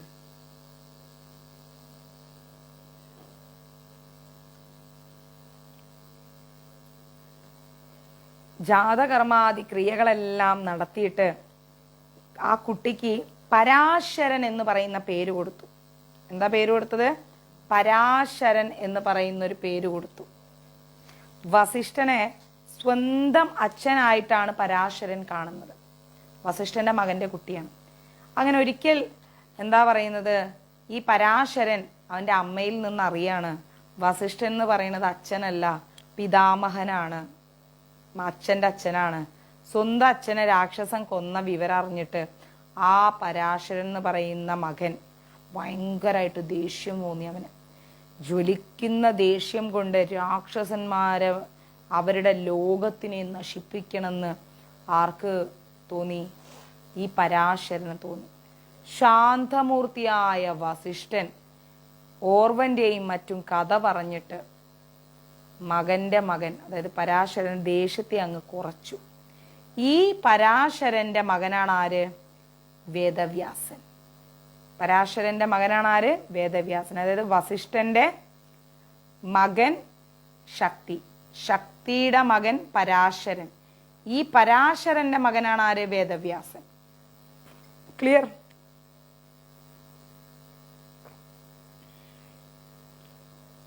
ഇപ്പൊ വേദവ്യാസന്റെ അച്ഛന്റെ അച്ഛന്റെ അച്ഛനാണ് ആര്? വസിഷ്ഠൻ. ഇങ്ങനെ പൂർവികന്മാരെ പറ്റിയും വസിഷ്ഠനെയും പറ്റിയൊക്കെ പല പല കഥകളും കേട്ട അർജുനന് ഒരു നല്ല പുരോഹിതനെ വേണം എന്നുള്ള ആഗ്രഹം തോന്നി. അങ്ങനെ ആ ഗന്ധർവനോട് അർജുനൻ ചോദിച്ച്, ഗന്ധർവൻ ആരാന്നറിയാലോ? ചിത്രരഥൻ. ചിത്രരഥൻ എന്ന് പറയുന്ന ഗന്ധർവനോട് അർജുനൻ ചോദിച്ചു ഒരു നല്ല ഒരു പുരോഹിതനെ വേണം. അപ്പൊ ചിത്രരഥൻ പറയാണ്, ഈ വനത്തിൽ തന്നെ ദേവല മഹർഷിയുടെ അനുജനായ ധൗമ്യൻ, ദേവല മഹർഷി എന്ന് പറയുന്ന ഒരു മഹർഷിയുണ്ട്, അവരുടെ അനിയനായ ധൗമ്യൻ ഒരു മഹർഷിയായിട്ട് താമസിക്കുന്നുണ്ട്. ഉത്കോചക തീർത്ഥത്തിൽ പോയിട്ട് അദ്ദേഹത്തെ പുരോഹിതനായി വരിച്ചാൽ, എവിടെ പോയിട്ട്? ഉത്കോചക തീർത്ഥം. അവിടെ ചെന്നിട്ട് ഈ ധൗമ്യൻ എന്ന് പറയുന്ന ആ മഹർഷീനെ നിങ്ങൾ ഗുരുവായിട്ട് സ്വീകരിച്ച നിങ്ങൾക്ക് ഭയങ്കര ശ്രേയസ് ഉണ്ടാവും എന്ന് പറഞ്ഞു. അങ്ങനെ തങ്ങൾക്ക് തരാമെന്ന് പറഞ്ഞ വിദ്യാശ്വങ്ങളെയൊക്കെ ആവശ്യം വരുമ്പോൾ വാങ്ങിക്കൊള്ളാം എന്ന് പറഞ്ഞുകൊണ്ട് കുറേ ദിവ്യമായിട്ടുള്ള അശ്വങ്ങളെയൊക്കെ കൊടുക്കാമെന്ന് പറഞ്ഞല്ലോ, അവരെയൊക്കെ ആവശ്യമായിട്ട് വരുമ്പോൾ വാങ്ങാമെന്നും പറഞ്ഞിട്ട് ചിത്രരഥനിൽ നിന്ന് എല്ലാം ന്യായമായി ഏൽപ്പിച്ച് ചിത്രരഥനോട് ഭായ് പറഞ്ഞുകൊണ്ട് ആര് പോവാണ്? നമ്മുടെ അർജുനൻ പോയി. പിന്നീട് പാണ്ഡവന്മാർ നേരെ പോയത് ഈ പുരോഹിതനെ അന്വേഷിച്ചിട്ട് ഉത്കോചക തീർത്ഥത്തിലേക്കാണ് പോയത്. അവിടെ ചെന്ന് അവർ ധൗമ്യനെ കണ്ട് തങ്ങളുടെ പുരോഹിതനായിരിക്കണം എന്നൊക്കെ അപേക്ഷിച്ച് വേദധർമ്മജ്ഞനും ബുദ്ധിമാനുമായ ധൗമ്യൻ എന്ത് ചെയ്ത് പൗരോഹിത്യം സ്വീകരിച്ചിട്ട് ശരി ഞാൻ പുരോഹിതനായിരിക്കാമെന്നും പറഞ്ഞുകൊണ്ട് പാണ്ഡവന്മാരെ അനുഗ്രഹിച്ചു. ബൃഹസ്പതിയെ പോലെ തപോബലവും ആചാരനിഷ്ഠയും ആചാര്യ കർമ്മ വൈഭവമൊക്കെയുള്ളൊരു മഹാത്മാവിനെ ആചാര്യനായി കിട്ടിയതുകൊണ്ട് അവരുടെ ഭാവി പാണ്ഡവന്മാരുടെ ഭാവി ശോഭനമായി തീരും. ഇനി എല്ലാ കാര്യങ്ങളും എളുപ്പം നടക്കുമെന്ന് ഉറപ്പിച്ച് പാണ്ഡവന്മാര് നല്ല സന്തോഷമായി. അടുത്ത ദിവസം തന്നെ അവരെന്താ ചെയ്തത്? പാഞ്ചാലി സ്വയംവരം കാണാൻ വേണ്ടിയിട്ട് പാഞ്ചാല രാജ്യത്തേക്ക് പോയി പാണ്ഡവന്മാര്. അങ്ങനെ പാണ്ഡവന്മാര് അങ്ങനെ പോവുകയാണെന്നും പറഞ്ഞ് ധൗമ്യനെ അറിയിച്ചു. ധൗമ്യൻ എന്ന് പറയുന്ന അവരുടെ പുരോഹിതനെ അറിയിച്ചു. താനും അങ്ങോട്ട് വരുന്നുണ്ടെന്ന് പറഞ്ഞപ്പോൾ പുരോഹിതനെ മുൻനിർത്തിക്കൊണ്ട് തന്നെ ബ്രാഹ്മണ വേഷധാരികളായ പാണ്ഡവന്മാര് യാത്ര പുറപ്പെട്ടു. ശരി, അപ്പൊ പുരോഹിതനും വരട്ടെ. പാഞ്ചാലി രാജ്യത്ത് പോയിട്ട് പാഞ്ചാലിയുടെ സ്വയംവരം കാണാം എന്ന് തീരുമാനിച്ചുകൊണ്ട് പാണ്ഡവന്മാരും അവരുടെ പുരോഹിതനുമായ ധൗമ്യൻ അങ്ങോട്ട് പോയി. വഴിക്ക് പല സ്ഥലങ്ങളിൽ നിന്ന് സംഘമായിട്ട് ഇങ്ങനെ വരുന്ന ബ്രാഹ്മണന്മാരെയൊക്കെ ഇവർ കണ്ടു. ഏകചക്രയിൽ താമസിക്കുന്ന ബ്രാഹ്മണന്മാരാണ് പാണ്ഡവന്മാരെന്ന് അവർ തന്നെ എല്ലാവരെയും പരിചയപ്പെടുത്തി. ഞങ്ങൾ ഏകചക്രയിൽ താമസിക്കുന്ന ബ്രാഹ്മണന്മാരാണെന്നും പറഞ്ഞ് പരിചയപ്പെടുത്തി. ദ്രുപദ രാജധാനിയിൽ നടക്കാൻ പോകുന്ന സ്വയംവര മഹോത്സവത്തിനെ പറ്റിയാണ് പോകുന്ന വഴിയൊക്കെ. സ്വയംവരം നടക്കാൻ പോവല്ലേ ദ്രുപദ രാജധാനിയില്, അവിടെ നടക്കുന്ന ആ കല്യാണത്തെക്കുറിച്ച് സംസാരിച്ചാണ് ഇവരിങ്ങനെ പോയത്. 3 ലോകങ്ങളിലും വെച്ച് അതിസുന്ദരിയായ ദ്രൗപദിയെ കാണാൻ സാധിക്കുന്നത് തന്നെ മഹാഭാഗ്യമാണ്. പല രാജ്യങ്ങളിൽ നിന്നായിട്ട് അനേക രാജാക്കന്മാര് പാഞ്ചാലിയെ കല്യാണം കഴിക്കാൻ ആഗ്രഹിച്ചുകൊണ്ട് അവിടെ വരും. അവരോരോരുത്തരും സ്വയംവരത്തിൽ വിജയം നേടാൻ വേണ്ടി ബ്രാഹ്മണർക്ക് ഒരുപാട് ദാനധർമ്മങ്ങളൊക്കെ ചെയ്യുന്നുണ്ട്. ആ ദാനമൊക്കെ സ്വീകരിച്ച് കുറേ ദിവസം നല്ല വിഭവസമൃദ്ധമായ സദ്യയൊക്കെ കഴിച്ച് സത്സംഗത്തിലൊക്കെ പങ്കുകൊണ്ട് സ്വയംവര മഹോത്സവമൊക്കെ കണ്ട് പരമാനന്ദമൊക്കെ അനുഭവിച്ച് ഒന്നിച്ചു മടങ്ങാം. ഇതൊക്കെ സംസാരിച്ചുകൊണ്ടാണ് പോണത്. അങ്ങനെ സംസാരിച്ച് എല്ലാവരും കൂടി ആ വഴിയിലൂടെ ഇങ്ങനെ നടന്നു പോയി. പാണ്ഡവന്മാരുടെ ആ ഒരു കുലീനതയും ഗാംഭീര്യമൊക്കെ കണ്ട് ബ്രാഹ്മണന്മാർക്കൊക്കെ ഭയങ്കര സന്തോഷം തോന്നി. ദേവരൂപത്തിലുള്ള അവരും സുന്ദരന്മാരായ നിങ്ങളെ കണ്ട പാഞ്ചാലി നിങ്ങളെ തന്നെ കല്യാണം കഴിക്കുന്നൊക്കെ പറഞ്ഞ്, എന്നാൽ അപാരമായ ധനമൊക്കെ നേടി പാഞ്ചാലി നിങ്ങളെ കല്യാണം കഴിച്ചാൽ നിങ്ങൾക്ക് ഒരുപാട് ധനമൊക്കെ ലഭിക്കുന്നൊക്കെ പറഞ്ഞ് അങ്ങനെ സന്തോഷത്തോടെ അവരങ്ങനെ പോവാണ്. അങ്ങനെ തമാശയൊക്കെ പറഞ്ഞ് അവരങ്ങനെ പോകുന്ന സമയത്ത് പാണ്ഡവന്മാർ അവരുടെ വ്യക്തിത്വം എന്താണെന്ന് വെളിപ്പെടുത്താതെ ബ്രാഹ്മണന്മാരുമായിട്ട് ഇങ്ങനെ യാത്ര ചെയ്യാണ്. ഇവരാരാണെന്ന് കൃത്യം പറയാണ്ട്. വഴിക്ക് വെച്ചിട്ട് 5 പേരും വ്യാസമുനീനെ കണ്ടു. ഈ പാണ്ഡവന്മാർ 5 പേരും വ്യാസമുനീനെ കണ്ടു. വ്യാസൻ അവരെ അനുഗ്രഹിച്ചുകൊണ്ട് യാത്രയാക്കി. അവർ പാഞ്ചാല രാജ്യത്തെത്തിയപ്പോൾ അമ്മയ്ക്ക് അസൗകര്യമൊന്നും വരാതിരിക്കാൻ വേണ്ടി കുംഭകാരന്റെ വീട്ടിലെത്തി താമസിച്ചു. കുംഭകാരൻ എന്ന് പറയുന്ന ആളുടെ വീട്ടിലെത്തിയിട്ടാണ് അവർ താമസിക്കുന്നത്. അമ്മയ്ക്ക് അസൗകര്യമൊന്നും ഉണ്ടാവരുത് ഓർത്തിട്ട്. ഇനിയും സ്വയംവരം നടക്കാൻ 15 ദിവസം കൂടിയുണ്ട്. അത്രയും ദിവസം അവർ ഭിക്ഷയൊക്കെ എടുത്തുകൊണ്ട് ആ വീട്ടിൽ അവിടെ ഇങ്ങനെ താമസിച്ചു. സ്വയംവരത്തിനുള്ള ഒരുക്കങ്ങളൊക്കെ നല്ല തകൃതിയായിട്ട് നടക്കുകയാണ്. അപ്പോൾ ദ്രുപദ രാജാവിൻ്റെ മുഖത്ത് മാത്രം വലിയ ഉത്സാഹമൊന്നും കാണുന്നില്ല. മധ്യപാണ്ഡവന് ദ്രൗപദിയെ വിവാഹം കഴിച്ചു കൊടുക്കണം എന്നാണ് ദ്രുപദ രാജാവിൻ്റെ ആഗ്രഹം. അപ്പോഴാണ് അരക്കില്ലത്തിൽ പാണ്ഡവന്മാരൊക്കെ മരിച്ചുപോയി എന്ന് കേട്ടത്. അപ്പം ഇനിയിപ്പോൾ ഈ വന്നത് പാണ്ഡവന്മാരാണെന്നും ഇദ്ദേഹത്തിന് അറിഞ്ഞുകൂടാ. അപ്പം മകളെ മധ്യപാണ്ഡവന് കല്യാണം കഴിച്ചു കൊടുക്കണം എന്ന് ആഗ്രഹിച്ചിരിക്കുമ്പോഴാണ് അരക്കില്ലത്തിലെ പാണ്ഡവന്മാരൊക്കെ മരിച്ചുപോയി എന്ന് ഒരു കഥ കേട്ടത്. ദ്രുപദം പക്ഷെ അത് വിശ്വസിച്ചില്ല, അവർ മരിച്ചു എന്നുള്ളത്. പല സ്ഥലങ്ങളിലും ആൾക്കാരെ വിട്ടു പാണ്ഡവന്മാരെവിടെങ്കിലും ജീവിച്ചിരിക്കുന്നുണ്ടോ എന്ന് അന്വേഷിക്കാൻ. പാണ്ഡവന്മാരുടെ യാതൊരു വിവരവും ദ്രുപദ രാജാവിന് കിട്ടിയില്ല. അവസാനം നിരാശനായ അദ്ദേഹം എന്ത് ചെയ്ത്, അർജുനനല്ലാണ്ട് മറ്റാരെയും കല്യാണം കഴിപ്പിക്കില്ല എന്നങ്ങോട്ട് ഉറപ്പിച്ചു നിർത്തി. അങ്ങനെ ഒരു ഭയങ്കരമായൊരു ശക്തമായിട്ടുള്ളൊരു പരീക്ഷ വെച്ചു. ആർക്കും എടുത്ത് പൊക്കാൻ പറ്റാത്ത നല്ല ദൃഢമായൊരു വില്ലും ആകാശത്തിൽ നിൽക്കുന്ന കൃത്രിമമായൊരു യന്ത്രവും, ആർക്കും പൊക്കാൻ പറ്റാത്തൊരു വില്ലും ആകാശത്തിൽ നിൽക്കുന്ന ഒരു യന്ത്രവും, ആ യന്ത്രത്തിൻ്റെ അകത്തായിട്ട് ഒരു ലക്ഷ്യം വെച്ചു. ആ യന്ത്രത്തിൻ്റെ പഴുതിലൂടെ ഒരേ സമയത്ത് 5 ബാണങ്ങൾ എയ്തിട്ട് ആ ലക്ഷ്യം ആരാണോ ഭേദിക്കുന്നത് അവന് മാത്രമേ ദ്രൗപദിയെ കല്യാണം കഴിക്കാൻ പറ്റൂ എന്നാണ് പരീക്ഷയുടെ വ്യവസ്ഥ. 16-ാമത്തെ ദിവസം നന്നായി അലങ്കരിച്ച സ്വയംവര മണ്ഡപത്തില് സ്വയം അണിഞ്ഞൊരുങ്ങി രാജാക്കന്മാരെല്ലാം വന്നിങ്ങനെ ഇരിക്കുകയാണ്. ഞാനാണ് അതിസുന്ദരൻ, എന്നെയാണ് അവള് കല്യാണം കഴിക്കുക എന്നൊക്കെയായിരുന്നു ഓരോരുത്തരുടെ ഭാവം. ഒരു ഭാഗത്ത് രാജാക്കന്മാര് ഇരുന്നപ്പോൾ മറ്റൊരു ഭാഗത്ത് ബ്രാഹ്മണന്മാരും ഋഷിമാരും ഒക്കെ സ്വയംവരം കാണാൻ വേണ്ടി നല്ല സന്തോഷത്തോടെ വന്നിരിക്കുകയാണ്. മറ്റൊരു ഭാഗത്ത് മന്ത്രിമാരും പൗരപ്രധാനികളും ഒക്കെ ഈ സ്വയംവരം കാണാനിരിക്കാനുണ്ട്. നിശ്ചിത സമയത്ത് തന്നെ ദൃഷ്ടദുമ്നൻ എന്ത് ചെയ്ത് സഹോദരിനെയും കൊണ്ട് ദ്രൗപദീനെയും കൊണ്ട് വന്നു. വിവാഹത്തിന് നിശ്ചയിച്ചിട്ടുള്ള പരീക്ഷയെക്കുറിച്ചൊക്കെ ലക്ഷ്യത്തെ ഭേദിച്ച് എങ്ങനെയാണ് അത് കല്യാണം കഴിക്കേണ്ടത്, എങ്ങനെ ചെയ്താലാണ് കല്യാണം കഴിക്കാൻ പറ്റുക, അതേക്കുറിച്ചൊക്കെ ഇങ്ങനെ വിവരിച്ചു കൊടുത്തു. അങ്ങനെ ലക്ഷ്യം ഭേദിക്കുന്ന ആളെ മാത്രമേ ദ്രൗപദി വിവാഹം ചെയ്യുകയുള്ളൂ എന്നൊക്കെ പറഞ്ഞു. അത് കേട്ട് രാജാക്കന്മാരെല്ലാം ക്ഷമയില്ലാതെ വല്ലാണ്ട് ടെൻഷൻ അടിച്ചിരിക്കുകയാണ്. അങ്ങനെ ദൃഷ്ടദുമ്നൻ എന്ത് ചെയ്ത് സഭയിലിരിക്കുന്ന രാജാക്കന്മാരെ ഓരോരുത്തരെയായിട്ട് ദ്രൗപദിക്ക് പരിചയപ്പെടുത്തി. അവരെല്ലാം അവളെ കല്യാണം കഴിക്കാൻ വേണ്ടി ആഗ്രഹിച്ചു വന്നിട്ടുള്ളവരാണെന്നും വീരപരീക്ഷയിൽ ജയിക്കുന്നവരെ മാത്രമേ ദ്രൗപദി കല്യാണം കഴിക്കൂ എന്നൊക്കെ പറഞ്ഞു. മാക്സിമം ലൈവ് എല്ലാവരും ഷെയർ ചെയ്യണം കേട്ടോ.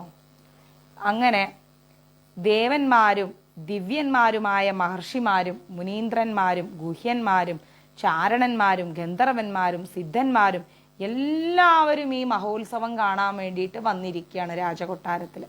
ദ്രൗപദിയുടെ സൗന്ദര്യത്തിൽ അങ്ങ് ആകർഷിക്കപ്പെട്ട രാജാക്കന്മാർ ഓരോരുത്തരും അഭിമാനത്തോടും അഹങ്കാരത്തോടും കൂടി വില്ലെടുത്ത് കുലയ്ക്കാൻ വേണ്ടി ഇങ്ങനെ മുന്നോട്ട് ഇങ്ങനെ വന്നു. ദുര്യോധനൻ, ശകുനി, സാൽവൻ, ശല്യൻ, അശ്വത്ഥാമാവ്, കലിംഗൻ, പാണ്ഡ്യൻ, വിദേഹാധിപൻ, അങ്ങനെ എല്ലാ രാജാക്കന്മാരും വില്ലെടുത്ത് കൊലയ്ക്കാൻ വേണ്ടി വന്ന് ആർക്കും പറ്റിയില്ല. എല്ലാവരും അപമാനിക്കപ്പെട്ട് മാറി.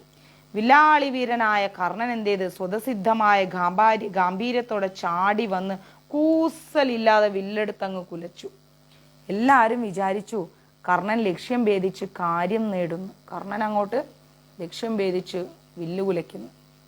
ചിലപ്പോൾ ദ്രൗപദി ഉറക്കെ വിളിച്ചു പറഞ്ഞ് ഞാൻ സൂതനെ കല്യാണം കഴിക്കില്ല എന്ന് പറഞ്ഞു. കർണൻ വില്ലെടുത്തപ്പോഴത്തേക്കും ദ്രൗപദി പറഞ്ഞു ഞാൻ സൂതനെ കല്യാണം കഴിക്കില്ല എന്ന് പറഞ്ഞു. അത് കേട്ട് കർണൻ വില്ലും താഴെയിട്ട് നാണിച്ച് തിരിച്ചുപോയി. ശിശുപാലനും ജരാസന്ധനും വില്ലെടുത്തിട്ട് കുലച്ച് ശരം തൊടുക്കാൻ തുടങ്ങുമ്പോഴേക്കും മുട്ടുകുത്തി വീണിട്ട് മുട്ടിന് മുറിവ് പറ്റി. ആർക്ക്? നമ്മുടെ ശിശുപാലനും ജരാസന്ധനും. അങ്ങനെ ക്ഷത്രിയന്മാർക്ക് ആർക്കും ആ പരീക്ഷയിൽ ജയിക്കാൻ പറ്റിയില്ല. എല്ലാവരും പരിഭ്രാന്തരായിട്ട് അങ്ങോട്ടും ഇങ്ങോട്ടും നോക്കാൻ തുടങ്ങി. സ്വയംവരം മുടങ്ങുമെന്ന നിലയിലായി, ഈ കല്യാണം നടക്കില്ല എന്നായി. അപ്പം നമ്മുടെ നായകൻ ആരായിരിക്കും? നമ്മുടെ കിച്ചൂട്ടൻ, നമ്മുടെ ശ്രീകൃഷ്ണൻ. ഒരലക്ഷ്യ ഭാവത്തിൽ ഇതൊക്കെ കണ്ട് അവിടെ ഇങ്ങനെ ഇരിക്കുന്നുണ്ട്. എല്ലാവരും കുറെ ചെയ്ത് നോക്കി, നടന്നില്ല, ഓക്കെ. ആ ഭാവത്തിൽ ഇങ്ങനെ ഇരിക്കുകയാണ്. അമ്മേ, ബിന്ദുമ്മേ, എൻ്റെ അമൃതാഞ്ജനൊന്നും എടുത്തിരു.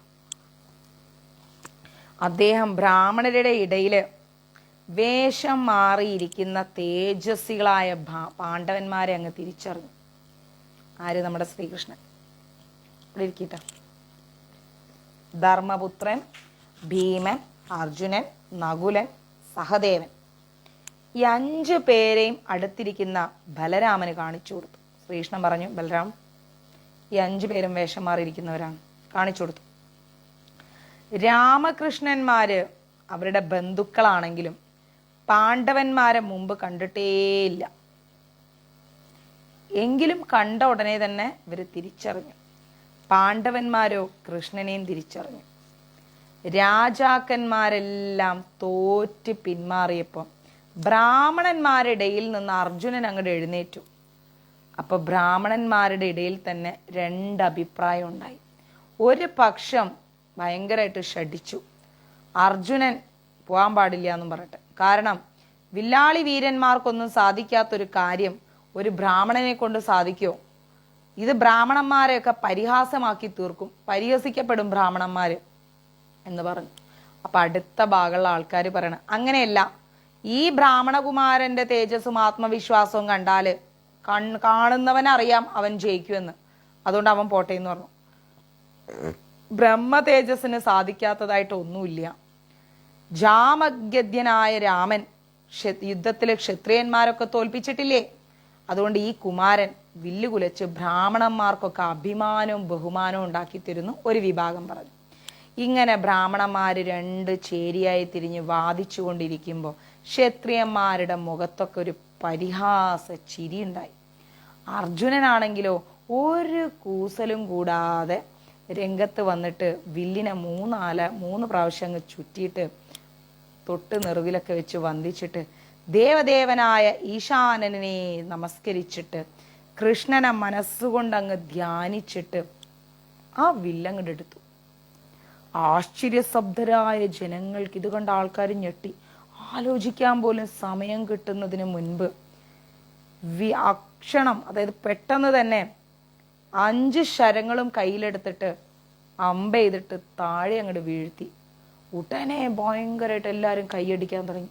ബ്രാഹ്മണന്മാരുടെ ഇടയിൽ ഭയങ്കര സന്തോഷം.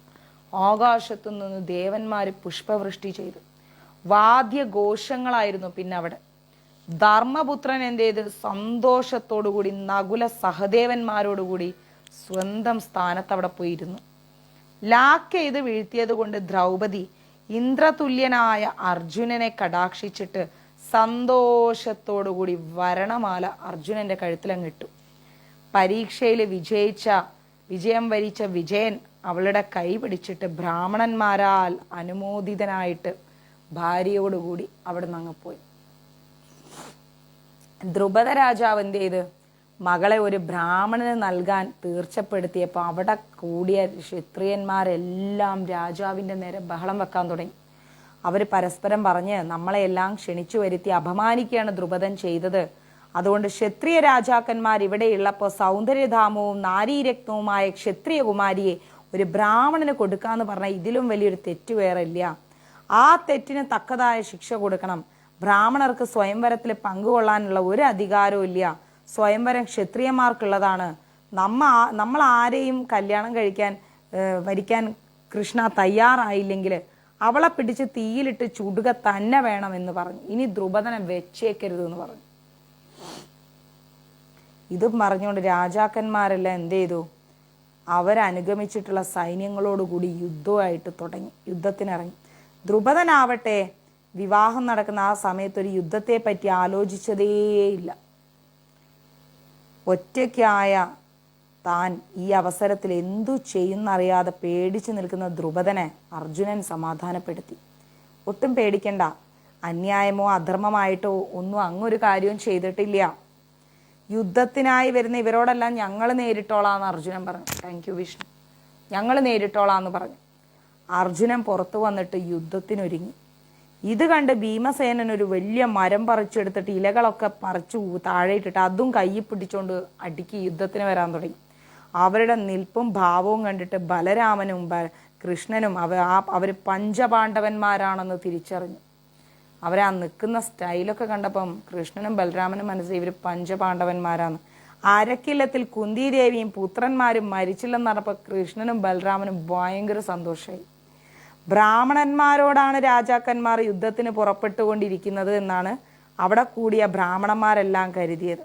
അവരെന്ത് ചെയ്ത് ദർഭയും ചമതക്കോലും കമണ്ടലും ഒക്കെ എടുത്തിട്ട് ഭീമന്റെ അർജുനന്മാരുടെ പിന്നിൽ അങ്ങോട്ട് നിന്ന്. ഭീമന്റെ അർജുനന്മാരുടെയും പിന്നില് ബ്രാഹ്മണന്മാര് ദർഭയും ചമതക്കോലും കമണ്ടലും ഒക്കെ എടുത്ത് ബ്രാഹ്മണന്മാരും അങ്ങോട്ട് നിന്ന് ക്ഷത്രിയ സമുദായത്തെ മുഴുവൻ ചുട്ട് ചാമ്പലാക്കുന്നുള്ള വീരവാദവും പറഞ്ഞുകൊണ്ടാണ് ഈ ബ്രാഹ്മണന്മാര് നിൽക്കുന്നത്.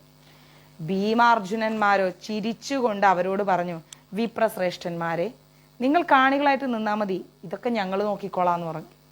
അങ്ങനെ അവിടെ ഭയങ്കരമായിട്ടൊരു യുദ്ധം നടന്നു. കർണനും അർജുനനും ശല്യര് ഭീമസേനനും കൂടെ ഏറ്റുമുട്ടി. ദുര്യോധനാദികളും മറ്റുള്ളവരോട് അങ്ങോട്ട് യുദ്ധം ചെയ്യാൻ തുടങ്ങി. കർണൻ നിവർത്തിയില്ലാണ്ടായപ്പോൾ ബ്രാഹ്മണൻ അവധ്യനാണെന്നും പറഞ്ഞ് അങ്ങോട്ട് പിന്മാറി. ഭീമസേനൻ എന്ത് ചെയ്ത് ശല്യരെ പിടിച്ച് മേലോട്ടൊരൊറ്റ ഏറെറിഞ്ഞു. ബ്രാഹ്മണർക്കെല്ലാം അത് ഭയങ്കര രസമായി തോന്നി ഭീമൻ ചെയ്തത്. അവരങ്ങ് കൈകൊട്ടി ചിരിക്കുകയാണ് ഭീമൻ ശല്യരെ പിടിച്ചിട്ട് മേലോട്ട് എറിഞ്ഞപ്പോഴേക്കും. അങ്ങനെ യുദ്ധവീരന്മാരായ കർണനും ശല്യരും ഒക്കെ പിന്മാറി. മറ്റുള്ളവരൊക്കെ തോറ്റു വയ്യാണ്ടായി. ദിഗ്ബലം ക്ഷത്രിയബലം ബ്രഹ്മ തേജോ ബലം ബലം എന്നാണ് എല്ലാവരും ആ സമയത്ത് പറഞ്ഞത്. എന്താ പറഞ്ഞത്? ദിഗ്ബലം, ക്ഷത്രിയബലം, ബ്രഹ്മതേജോബലം ബലം എന്നങ്ങ് പറയാൻ തുടങ്ങി. എന്നാ കൂടി അവിടെ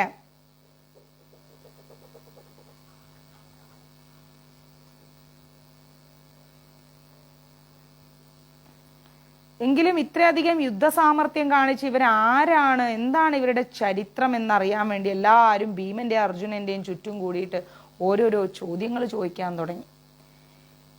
ഇവര് പാണ്ഡവനാണെന്ന് തിരിച്ചറിഞ്ഞ കൃഷ്ണൻ അവരുടെ രക്ഷയ്ക്കായിട്ട് അങ്ങ് എത്തി. അദ്ദേഹം രാജാക്കന്മാരോടൊക്കെ പറഞ്ഞു, ഈ വിവാഹം ധർമ്മം പോലെ തന്നെയാണ് നടന്നത്. ദ്രൗപദി ബ്രാഹ്മണദീന തന്നെയാണ്. യുദ്ധം വെറുതെ അനാവശ്യമായിട്ട് നടക്കുകയാണ്. നിങ്ങളൊക്കെ മടങ്ങി പോവല്ലേ വേണ്ടത്?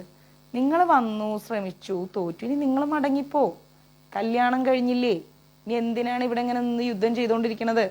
നിങ്ങൾ യുദ്ധം ചെയ്തുകൊണ്ട് അവളെ ഇനി നിങ്ങൾക്ക് കിട്ടുമോ? നമ്മുടെ കണ്ണൻ സമാധാന ഉടമ്പടിക്ക് ഇറങ്ങി തിരിച്ചിരിക്കുക. അത് കേട്ട് രാജാക്കന്മാരെല്ലാം നാണം കെട്ട് തിരിച്ചുപോയി. ശരിയാ ശ്രീകൃഷ്ണൻ പറയുന്നത്, ഇപ്പൊ ഇവിടെ നിന്ന് യുദ്ധം ചെയ്തിട്ട് എന്ത് കാര്യം എന്ന് തീരുമാനിച്ചു. ബ്രാഹ്മണ വേഷധാരികളായ പാണ്ഡവന്മാര് ദ്രൗപദീനെയും കൂട്ടി അവര് താമസിക്കുന്ന സ്ഥലത്തേക്ക് പോയി. പാഞ്ചാല രാജാവാണേലും ഭയങ്കര ഹാപ്പിയായി. അങ്ങനെ ഭിക്ഷയും കൊണ്ട് വരാനുള്ള സമയം കഴിഞ്ഞിട്ടും മക്കള് മടങ്ങി വരുന്നില്ല. മക്കള് പോയത് ഭിക്ഷ എടുക്കാൻ വേണ്ടിയിട്ടാണ്. ഭിക്ഷയും കൊണ്ടുവരാനുള്ള സമയം കഴിഞ്ഞിട്ടും മക്കളൊന്നും വരാത്തതുകൊണ്ട് കുന്തിദേവി ഇങ്ങനെ വിഷമിച്ചിരിക്കുകയാണ്. കൗരവന്മാര് അവരെ തിരിച്ചറിഞ്ഞ് യുദ്ധത്തിന് വല്ലതും വന്നിട്ടുണ്ടാവോ? കുന്തിദേവി പറഞ്ഞു, ഇവര് പാണ്ഡവരാണ്, ഇവര് മരിച്ചില്ല എന്ന് പറഞ്ഞിട്ട് ഇനി കൗരവന്മാര് വല്ല യുദ്ധത്തിനും വരൂ, രാക്ഷസന്മാരുമായിട്ട് ഏറ്റുമുട്ടി മക്കളെങ്ങാണ്ട് എന്തെങ്കിലും ആപത്ത് സംഭവിച്ചിട്ടുണ്ടാവോ, വ്യാസം പറഞ്ഞതൊക്കെ മിഥ്യയായി തീരോ? ഇങ്ങനെ ഒരുപാട് ആലോചിച്ച് ആ മക്കളെ സ്നേഹിക്കുന്ന അമ്മ വിഷമിച്ചിരിക്കുമ്പോഴാണ് പാണ്ഡവന്മാര് വീട്ടിലേക്ക് മടങ്ങിയെത്തുന്നത്. വീടിന്റെ പുറത്തു നിന്ന് തന്നെ അവര് സമാധാനിപ്പിക്കാൻ വേണ്ടി അമ്മയെ വിളിച്ചു. അമ്മേ, ഞങ്ങളിതാ ഭിക്ഷയും കൊണ്ട് മടങ്ങി വന്നു. അമ്മ അകത്ത് ഇരുന്ന് സന്തോഷത്തോടെ പറഞ്ഞു, ഇന്നത്തെ ഭിക്ഷ നിങ്ങൾ എല്ലാവരും കൂടെ അങ്ങ് കഴിച്ചോ, എന്നെ ടെൻഷൻ അടിപ്പിച്ചിട്ട് എന്ന് പറഞ്ഞു.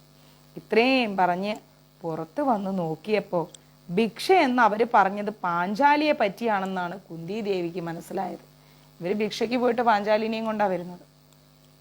അതിസുന്ദരിയായ പാഞ്ചാലിയെ കണ്ടപ്പോഴേക്കും നമ്മുടെ കുന്തിദേവിക്ക് ഭയങ്കര ആശ്ചര്യം ഉണ്ടായി. ആശ്ചര്യം മാത്രമല്ല, ഭയങ്കര സന്തോഷം ഉണ്ടായി. പക്ഷെ താൻ പറഞ്ഞതിനെ പറ്റി ഓർത്ത് കുന്തിക്ക് കുറച്ച് വിഷമായി. ഇന്നത്തെ ഭിക്ഷ നിങ്ങൾ എല്ലാവരോടും അനുഭവിച്ചു എന്ന് പറഞ്ഞത് താൻ പറഞ്ഞത് അസത്യമാകാതിരിക്കാൻ വേണ്ടി അതേ സമയത്ത് പാഞ്ചാലപുത്രിക്ക് അധർമ്മം ബാധിക്കാതിരിക്കാനുള്ള വഴി എന്താണെന്ന് ഇങ്ങനെ ആലോചിച്ചു. അവര് ധർമ്മപുത്രരോട് ചോദിച്ചു. പിന്നീട് പാണ്ഡവന്മാരെല്ലാവരും കൂടി ആലോചിച്ച് അനുജന്റെ നിർബന്ധപ്രകാരം 5 പേരും കൂടെ പാഞ്ചാലിയെ കല്യാണം കഴിച്ചു. അമ്മ പറഞ്ഞു, ഇന്ന് കിട്ടിയ ഭിക്ഷ നിങ്ങളെല്ലാം 5 പേരും കൂടെ അങ്ങ് വീതിച്ചെടുത്തോളാൻ പറഞ്ഞു. അതങ്ങനെ പറഞ്ഞ് അപ്പോൾ ആകെ ഒരു ഇതായില്ലേ. അങ്ങനെ പാണ്ഡവന്മാരെല്ലാവരും കൂടെ ആലോചിച്ചിട്ട് അർജുനൻ നിർബന്ധിച്ചപ്പോൾ 5 പേരും കൂടെ പാഞ്ചാലിയെ വിവാഹം കഴിച്ചു. ലക്ഷ്യം ഭേദിച്ച് വരണമാല്യം ചാർത്തി എത്തി വന്ന ശത്രുക്കളെയെല്ലാം തോൽപ്പിച്ച് വീരന്മാര് പാണ്ഡവന്മാര് തന്നെയെന്ന് തീർച്ചപ്പെടുത്തിയിട്ട് കൃഷ്ണൻ ബലരാമനോടും കൂടി അവരെ കാണാൻ വേണ്ടി കുലാലഗൃഹത്തിലേക്ക് വന്നു. അതിനു മുൻപ് പരസ്പരം കണ്ടിട്ടില്ലാത്ത അവര്, കേട്ടിട്ട് പോലുമില്ല അവര്, പരസ്പരം തിരിച്ചറിഞ്ഞ് വിശേഷങ്ങളൊക്കെ ചോദിച്ച് കൃഷ്ണനോട് യുധിഷ്ഠിരൻ ചോദിച്ച്, ഞങ്ങളിവിടെ ആരും അറിയാതെ ഗൂഢമായി താമസിക്കുന്ന വിവരം നിങ്ങൾക്ക് എങ്ങനെ അറിയാൻ പറ്റിയത് എന്ന് ചോദിച്ചു. കൃഷ്ണനോടാട്ടോ ചോദിക്കുന്ന യുധിഷ്ഠിരൻ. അപ്പൊ കൃഷ്ണൻ പറയാണ്, അഗ്നി എത്ര മൂടി വെച്ചാൽ അത് പുറത്തു വരൂലേ? കൃഷ്ണൻ പറയും, തീ എത്ര മൂടി വെച്ചാൽ അത് പുറത്തു വരും. പാഞ്ചാല രാജധാനിയിൽ കണ്ട വിക്രമങ്ങളൊക്കെ പാണ്ഡവന്മാർക്കല്ലാണ്ട് വേറെ ആർക്കാ ചെയ്യാൻ പറ്റുക? അതിന് ഇത്ര ബുദ്ധി വേണോ? പാണ്ഡവന്മാരെ കൊണ്ട് മാത്രമേ പാഞ്ചാല രാജധാനിയിൽ കാണിച്ച അക്രമങ്ങളൊക്കെ കാണിക്കാൻ പറ്റൂ. നിങ്ങള് കൗരവന്മാരുടെ ചതിയിൽ നിന്നെല്ലാം രക്ഷപ്പെട്ടു പോകുന്നത് ഭയങ്കര ഭാഗ്യമാണ്. നിങ്ങൾക്ക് സർവ്വ മംഗളങ്ങളും ഉണ്ടാകും എന്ന് കൃഷ്ണൻ പറഞ്ഞു. രഹസ്യമായിട്ടുള്ള ആ കൂടിക്കാഴ്ചയ്ക്ക് ശേഷം കുന്തിദേവിയുടെയും പാണ്ഡവന്മാരുടെയും സമ്മതത്തോടെ കൃഷ്ണനും രാമനും മടങ്ങിപ്പോയി. ഈ സമാഗമത്തെ പറ്റി ആരും അറിഞ്ഞില്ല, ഒരാളും ഇതേക്കുറിച്ച് അറിഞ്ഞില്ല. ഓക്കെ,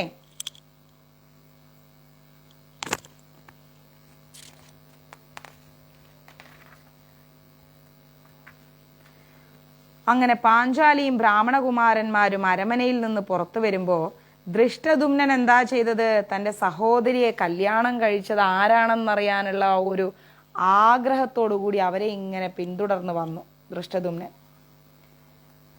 ഒളിച്ചു നിന്നിട്ട് ആ വീട്ടിൽ നടക്കുന്ന കാര്യങ്ങളെല്ലാം ദൃഷ്ടദ്യുമ്നൻ നിരീക്ഷിച്ചു കൊണ്ടിരുന്നു.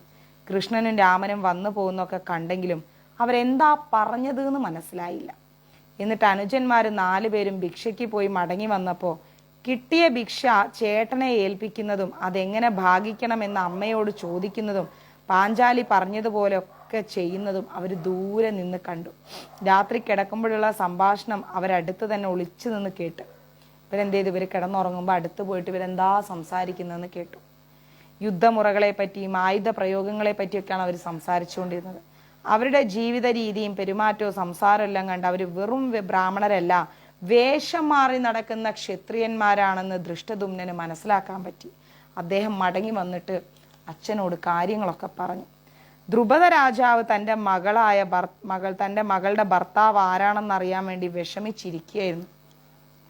പാണ്ഡുപുത്രനായ അർജുനനെ കൊണ്ടല്ലാതെ മറ്റാർക്കും ദ്രുപദ രാജാവ് വെച്ച ആ ഒരു പരീക്ഷ വിജയിക്കാൻ പറ്റില്ല എന്ന് രാജാവിന് നന്നായിട്ട് ഉറപ്പായിരുന്നു. അങ്ങനെ പാഞ്ചാല രാജാവ് വിഷമിച്ചിരിക്കുമ്പോഴാണ് ദൃഷ്ടദ്യുമ്നൻ വന്നിട്ട് എല്ലാ കാര്യങ്ങളും അച്ഛനോട് പറയുന്നത്. അവർ ഒരിക്കലും ബ്രാഹ്മണന്മാരല്ല, 5 സഹോദരന്മാരും അമ്മയും കൂടിയാണ് ആ വീട്ടിൽ താമസിക്കുന്നത്. അവരുടെ സംസാരത്തിലും പെരുമാറ്റത്തിൽ നിന്ന് എനിക്ക് മനസ്സിലായത് അവര് ജതുഗൃഹത്തിൽ നിന്നും എങ്ങനെയോ രക്ഷപ്പെട്ട 5 പാണ്ഡവന്മാരും അവരുടെ അമ്മയായ കുന്തിദേവിയുമാണ് എന്ന് ദൃഷ്ടദ്യുമ്നൻ ദ്രുപദ രാജാവിനോട് പറഞ്ഞു. അവരുടെ ആ ഒരു യുദ്ധ സാമർഥ്യം ഇവിടെ കണ്ടില്ലേ?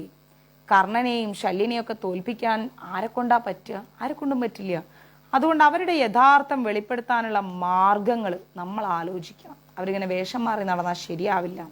ഇത് കേട്ടപ്പോൾ ദ്രുപദ രാജാവിനൊരു മനസമാധാനായി. ആഹാ, പാണ്ഡവന്മാര് മരിച്ചിട്ടില്ല.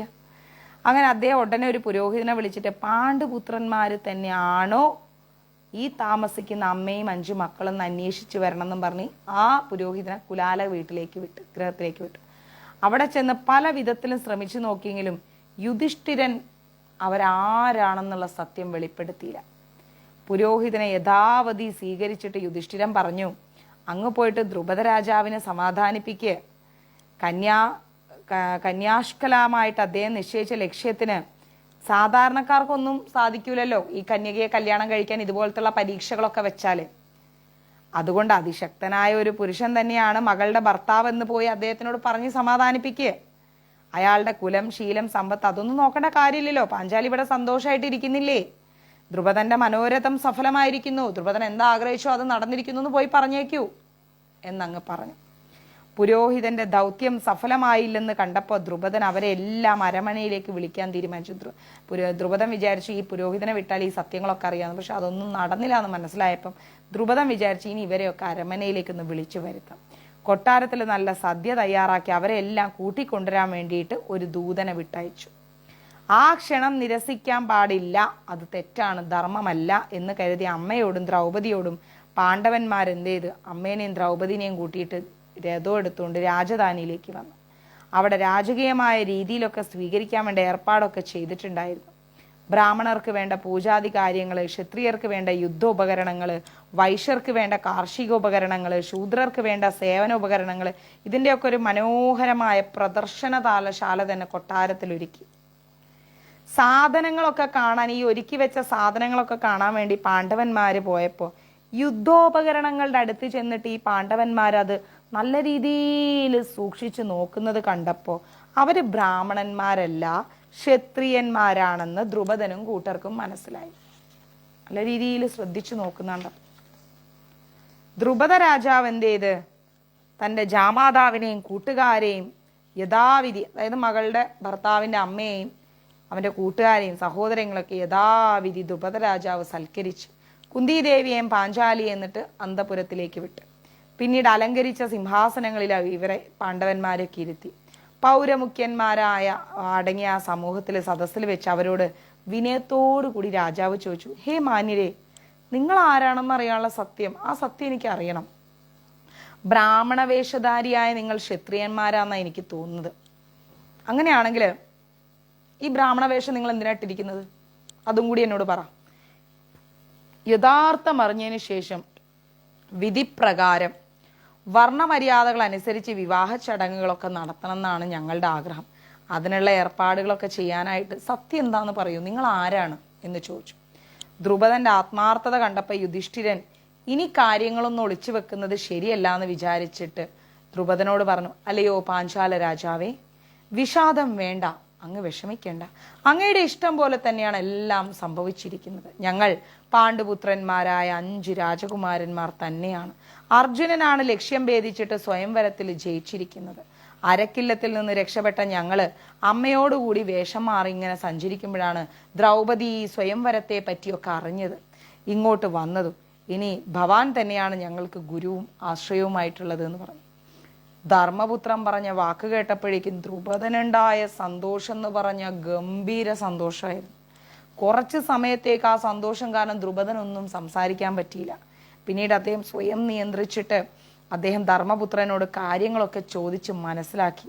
ധൃതരാജാവിന്റെ മനോഭാവത്തിലും പ്രവൃത്തികളിലും പ്രതിഷേധം തോന്നിയ ദ്രുപദൻ പഞ്ചപാണ്ഡവന്മാർക്ക് രാജ്യം വീണ്ടെടുക്കാനുള്ള എല്ലാ സഹായങ്ങളും ചെയ്തു കൊടുക്കാന്ന് പ്രതിജ്ഞ ചെയ്തിട്ട് പാണ്ഡവന്മാരെ രാജോചിതമായ കൊട്ടാരത്തിൽ തന്നെ താമസിപ്പിച്ചു. നിങ്ങളിനി അവിടെ ഒന്നും പോയി താമസിക്കേണ്ട, രാജാക്കന്മാർ ഉചിതമായ കൊട്ടാരത്തിൽ തന്നെ നിങ്ങൾ താമസിച്ചാൽ മതി എന്ന് പറഞ്ഞു. അങ്ങനെ ദ്രുപദൻ അവർക്ക് താമസിക്കാനുള്ള സൗകര്യമൊക്കെ റെഡിയാക്കി കൊടുത്തു. അടുത്ത ദിവസം ദ്രുപദ രാജാവ് യുധിഷ്ഠിരനോട് പറഞ്ഞു, സ്വയംവര മണ്ഡപത്തിൽ വെച്ചിട്ട് തൻ്റെ മകള് അർജുനന്റെ കണ്ടത്തിൽ മാല ചാർത്തിയിട്ടുണ്ട്. അഗ്നിസാക്ഷിയായി വിവാഹം യഥാവിധി ദേവപൂജയോടുകൂടി തന്നെ നടത്തണമെന്ന് ഞാൻ ആഗ്രഹിക്കുന്നുണ്ട്. കല്യാണമൊക്കെ അവരുടെ കഴിഞ്ഞു, പക്ഷേ ദേവപൂജയോടുകൂടി അവരെ കല്യാണം നടക്കണം. യുധിഷ്ഠിരനോട് പറഞ്ഞു ദ്രുപദരാജാവ്. അതിനായിട്ട് അർജുനനായ പാർത്ഥനോട് ഒന്ന് ചോദിക്കുക, സംസാരിക്കുക എന്ന് പറഞ്ഞു. അത് കേട്ട് ധർമ്മപുത്രൻ പറയാണ്, പാഞ്ചാലി ഞങ്ങളുടെ 5 പേരുടെയും ഭാര്യ ആയിരിക്കണം എന്നാണ് ഞങ്ങൾ തീർച്ചപ്പെടുത്തിയിരിക്കുന്നത്. അമ്മ അങ്ങനെയാണ് പറഞ്ഞിരിക്കുന്നത്. മാത്രമല്ല, ഞാനും ഭീമനും കല്യാണം കഴിക്കാതിരിക്കുമ്പോൾ അർജുനൻ കല്യാണം കഴിക്കുന്നത് ഉചിതമല്ല. പാർത്ഥൻ നേടിവെച്ച രത്നം പാർത്ഥന്റെ ആഗ്രഹപ്രകാരം നിർബന്ധപ്രകാരം ഞങ്ങൾ 5 പേരും കൂടി അനുഭവിക്കണം എന്നാണ് നിശ്ചയിച്ചിരിക്കുന്നത്. ഇനി അതിന് മാറ്റമൊന്നുമില്ല. അതുകൊണ്ട് അഗ്നിസാക്ഷിയായി ഞങ്ങൾ 5 പേരുടെയും കല്യാണം നടക്കും എന്ന് പറഞ്ഞു. ഇത് കേട്ട് ആശ്ചര്യപ്പെട്ടു പോയി ദ്രുപദൻ. ഇത് എന്തായി പറയണ, ഒരു പെണ്ണിന് 5 ഭർത്താക്കന്മാരോ? ഇത് എന്തൊരു അന്യായമാണിത്. ഒരു പുരുഷന് ഒരുപാട് ഭാര്യമാരുണ്ടാവാം, അല്ലാതെ ഒരു സ്ത്രീക്ക് അനേകം ഭർത്താക്കന്മാരുണ്ടാവാന്ന് പറഞ്ഞാൽ ലോകത്ത് തന്നെ കേൾക്കാത്ത ഒരു അധർമ്മല്ലേ എന്ന് ചിന്തിച്ചു. ധർമ്മജ്ഞനായ അങ്ങ് എന്താണ് ഇങ്ങനെ അധർമ്മം പ്രവർത്തിക്കാൻ നോക്കുന്നത് എന്ന് ചോദിച്ചു. അപ്പൊ ധർമ്മപുത്രൻ പറയാണ്, മഹാരാജാവേ, ധർമാധർമ്മങ്ങളെ കുറിച്ചൊന്നും ആലോചിക്കേണ്ട. എന്തിനാ നിങ്ങൾ ഈ അധർമ്മങ്ങളെ കുറിച്ചൊക്കെ ചിന്തിക്കുന്നത്? അങ്ങനെ വേണമെന്ന് ഞങ്ങളുടെ അമ്മ പറഞ്ഞു, എൻ്റെ മനസ്സും അങ്ങനെ തന്നെയാണ് പറയുന്നത്. അതുകൊണ്ട് എൻ്റെ അമ്മ എന്ത് പറഞ്ഞോ അതേ നടക്കൂ എന്നങ്ങോട്ട് പറഞ്ഞു. സൂക്ഷ്മോ ധർമ്മോ മഹാരാജന്നാസ്യ വിത്മോ വയം ഗതിം പൂർവേഷാമാനു പൂർവണ്യേ യാഥം വർമാനുയാഹമേ എന്ന് പറഞ്ഞു. അതുകൊണ്ട് അത് പ്രകാരം തന്നെ ചെയ്യാം. അമ്മ എന്ത് പറഞ്ഞോ അതേ നടക്കൂ, അല്ലാണ്ട് വേറെ ഒന്നും നടക്കൂല. ഞങ്ങൾ 5 പേരും കല്യാണം കഴിക്കണേ, ഞങ്ങൾ 5 പേരും കിട്ടും, അത്രേ ഉള്ളൂ എന്ന് പറഞ്ഞു. നല്ല രസമുണ്ടല്ലേ? എങ്ങനെയുണ്ട് പാഞ്ചാലിയുടെ കല്യാണം? വല്ലാത്തൊരു സഹോദരങ്ങൾ തന്നെ. എത്ര പേരുണ്ട് ലൈവിൽ? എനിക്ക് കാണാൻ പറ്റുന്നില്ല. കെട്ടുന്നുണ്ടെങ്കിൽ 5 പേരും കൂടെ പാഞ്ചാലിയെ കെട്ടും, അല്ലെങ്കിൽ കെട്ടൂല. അങ്ങനെ ദ്രുപദ രാജാവിനാണെങ്കിലോ ഇത് ഒട്ടും സമ്മതിക്കാൻ പറ്റുന്നില്ല. മോളെ എങ്ങനെയാണ് 5 പേർക്കും കൂടെ കെട്ടിച്ചു കൊടുക്കുന്നത്? ഇത് എന്ത് കഥയാപ്പത്? ലോകത്ത് കേൾക്കാത്ത സംഭവമല്ലേ എന്ന്. അങ്ങനെ ഇതികർത്തവ്യാമൂഢമായിരിക്കുന്ന സമയത്ത് ഭാഗ്യവശാൽ ധർമ്മചാര്യനായ വേദവ്യാസ മഹർഷി അവിടെ വന്നു. വേദവ്യാസ മഹർഷി അവിടെ വന്നിട്ട് അത് കണ്ടപ്പോൾ എല്ലാവർക്കും സന്തോഷമായി. എല്ലാവരും കൂടി അദ്ദേഹത്തെ സൽക്കരിച്ചിട്ട് സുവർണ സിംഹാസനത്തിലിരുത്തി അദ്ദേഹത്തെ അങ്ങ് ആദരിച്ചു. കുശല ചോദ്യങ്ങൾക്കൊക്കെ ചോദിച്ചതിന് ശേഷം ദ്രുപദൻ സംശയം പറഞ്ഞു. ദ്രുപദൻ എന്താ പറഞ്ഞത്? ഒരു സംശയം പറഞ്ഞു. ധർമ്മമൂർത്തിയായ മഹർഷിയെ, എൻ്റെ മകളായ യാജ്ഞസേനിയെ ഈ 5 പേരും കൂടി കല്യാണം കഴിക്കണം എന്നാ പറയുന്നത്. എൻ്റെ ഒരേ ഒരു മകൾ, ഇവളെ 5 പേരും കൂടി കല്യാണം കഴിക്കണം എന്ന് പറഞ്ഞാണ് ഇവരിവിടെ നിൽക്കുന്നത്. സ്വയംവരത്തിൽ അവള് കല്യാണം കഴിച്ചത് അർജുനനെ മാത്രമാണ്. ഒരു സ്ത്രീക്ക് ഒന്നിലധികം ഭർത്താക്കന്മാരുണ്ടാവാന്ന് പറഞ്ഞ ശാസ്ത്രവിരുദ്ധമായ ഒരു അധർമ്മല്ലേ ഈ പറയുന്നത്? ഇവരെന്തായി പറയുന്നത്? ഇത് അംഗീകരിച്ചു കൊടുക്കാൻ പറ്റുമോ എനിക്ക്? അധർമ്മബാധ ഏൽക്കാത്ത രീതിയിൽ എന്താണ് ഞാൻ ചെയ്യേണ്ടത് എന്ന് ദ്രുപദൻ ചോദിച്ചു. ആരോട് ചോദിച്ചു? വേദവ്യാസ മഹർഷിയോട് ചോദിച്ചു. കഥ മനസ്സിലാവുന്നുണ്ടോ?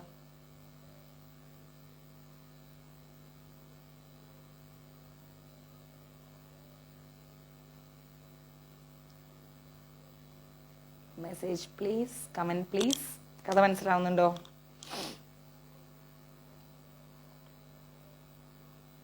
Yes yes.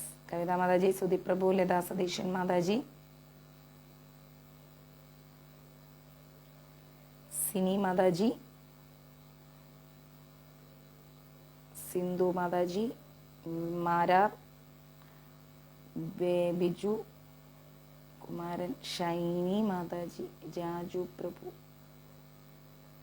ജലജ മാതാജി, രേണുക മാതാജി, ഉഷ മാതാജി, ജലജ മാതാജി, സതീഷ് പ്രഭു, വനജ മാതാജി, അനുലക്ഷ്മി മാതാജി, വേണുഗോപാൽ മാതാജി, അല്ല പ്രഭു, പാർവതി മാതാജി, പ്രസന്ന മാതാജി, രാജൻ പ്രഭു. അങ്ങനെ രാമൻകുട്ടി പ്രഭു വേദവ്യാസ മഹർഷിനോട് ദ്രുപദൻ അങ്ങ് ചോദിച്ചു, ഇതെന്താപ്പ ചെയ്യുക, എങ്ങനെയാ എൻ്റെ മോളെ ഞാൻ ഈ 5 പേർ കൂടെ കെട്ടിച്ചു കൊടുക്കുക എന്ന് പറഞ്ഞു. ദൃഷ്ടദുമ്നനും അതേ രീതിയിൽ തന്നെ അങ്ങോട്ട് സംസാരിച്ചു. എന്നാ യുധിഷ്ഠിരൻ നല്ല ശക്തമായിട്ട് പറയാണ്, അസത്യം ഞാൻ പറയില്ല, അധർമ്മം ഞാൻ ചിന്തിക്കില്ല, അതിൽ ലേശവും അധർമ്മമില്ല എന്നാണ് എൻ്റെ മനസ്സാക്ഷി പറയുന്നത്. യുധിഷ്ഠിരൻ പറയാണ്, അധർമ്മം ഞാൻ പറയില്ല, അസത്യം ഞാൻ ചെയ്യില്ല, പറയില്ല. ഞാൻ ഈ പറയുന്ന കാര്യത്തിൽ ഒരു അധർമ്മവും ഇല്ല എന്ന് എനിക്ക് നല്ല വിശ്വാസം ഉണ്ടെന്ന് പറഞ്ഞു. സദാം ഹി സന്ദേഹപദേഷു വസ്തുഷു പ്രമാണമന്തഃകരണ പ്രവൃത്തയ എന്നുണ്ടല്ലോ. എന്ന് വെച്ചാല് ഗുരുക്കളിൽ പരമഗുരുവായ അമ്മയും ഭിക്ഷ എല്ലാവരും കൂടി അനുഭവിക്കണം എന്നാണ് പറയുന്നത്. ഗുരുവാക്യം എന്ന് പറഞ്ഞാൽ അത് ധർമ്മമുള്ള വാക്യമാണ്. അതുകൊണ്ട് ഈ ധർമാനുസൃതം തന്നെയാണ്, ഇത് ധർമ്മം തന്നെയാണെന്നാണ് എൻ്റെ മനസ്സ് പറയുന്നത് എന്ന് ആര് പറഞ്ഞു? യുധിഷ്ഠിരൻ പറഞ്ഞു. ഗുരുക്കളിൽ പരമഗുരുവാണ് ആര്? അമ്മ. അമ്മ പറയാണ് ഈ ഭിക്ഷയെ നിങ്ങൾ എല്ലാവരും ഒരുപോലെ അനുഭവിക്കണം, അതുകൊണ്ട് അതേ നടക്കൂ, അമ്മ പറഞ്ഞതേ നടക്കൂ എന്നങ്ങ് പറഞ്ഞു. വ്യാസദേവൻ എന്ത് ചെയ്ത് അവരെ സമാധാനിപ്പിച്ചിട്ട് ദ്രുപദനെയും കൂട്ടിക്കൊണ്ട് വാ, നമുക്ക് ചില കാര്യങ്ങൾ പറയാണ്ട്, ഇവിടെ നിന്ന് പറഞ്ഞാൽ ശരിയാവില്ല, ഇവര് പിന്നെ അതിൻ്റെ ഇടയിൽ കയറി സംസാരിച്ച് ആകെ വിഷയാവും, മഹാരാജാവ് വരൂ എന്നും പറഞ്ഞ് വ്യാസദേവന് നമ്മളെ ദ്രുപദനെയും കൂട്ടി കൊട്ടാരത്തിൻ്റെ അകത്തേക്ക് പോയി. അവിടെ വെച്ച് പാണ്ഡവന്മാരുടെയും ദ്രൗപദിയുടെയും പൂർവജന്മ വൃത്താന്തം അറിയിച്ചു. പൂർവജന്മം എന്തായിരുന്നു എന്നുള്ളത് മനസ്സിലാക്കി കൊടുത്തു. പണ്ട് അഹങ്കാരികളായി തീർന്നിട്ട് പരമശിവന്റെ ശാപത്തിന് പാത്രമായി ഭവിച്ച 5 ഇന്ദ്രന്മാരാണ് ഇപ്പൊ പാണ്ഡവന്മാരായി ജനിച്ചിട്ടുള്ളത്. അതറിയാമോ കാര്യം? പണ്ട് അഹങ്കാരികളായി തീർന്നിട്ട് പരമശിവന്റെ ശാപം കിട്ടിയ 5 ഇന്ദ്രന്മാരാണ് ഇപ്പോൾ പഞ്ചപാണ്ഡവന്മാരായി ജനിച്ചിരിക്കുന്നത്. അവരവരുടെ ആഗ്രഹമനുസരിച്ചാണ് ധർമ്മദേവന്റെയും വായുവിന്റെയും ഇന്ദ്രന്റെയും അശ്വിനികളുടെയും ഒക്കെ മക്കളായി ജനിച്ചിരിക്കുന്നത്. വ്യാസദേവൻ ദ്രുപദൻ അതങ്ങ് വിവരിച്ചു കൊടുത്തു. ഇവർക്കായിട്ട് സാക്ഷാൽ ദേവദേവൻ തന്നെ കൊടുത്ത ലക്ഷ്മി ദേവിയാണ് യജ്ഞവീതിയിൽ നിന്നും ജനിച്ച യാജ്ഞസേനിയെന്നും കേട്ടപ്പോൾ ദ്രുപദന് സമാധാനായി. ഇത് ദ്രുപദന് മനസ്സിലായി, ഇത് നമ്മളെ കയ്യിലൊന്നും നിൽക്കുന്ന കാര്യമില്ല, ഇത് കുറച്ച് കാലങ്ങൾക്ക് ബാക്കിലുള്ള കാര്യമാണ്. അപ്പോൾ ഇവർക്കായിട്ട് സാക്ഷാൽ ദേവദേവൻ കൊടുത്ത ലക്ഷ്മി ദേവിയാണ് യജ്ഞവേദിയിൽ നിന്നും ജനിച്ച യാജ്ഞസേനി. ആരാണ്? പാഞ്ചാലി. ഇത് കേട്ടപ്പോൾ ദ്രുപദൻ ഹാപ്പി.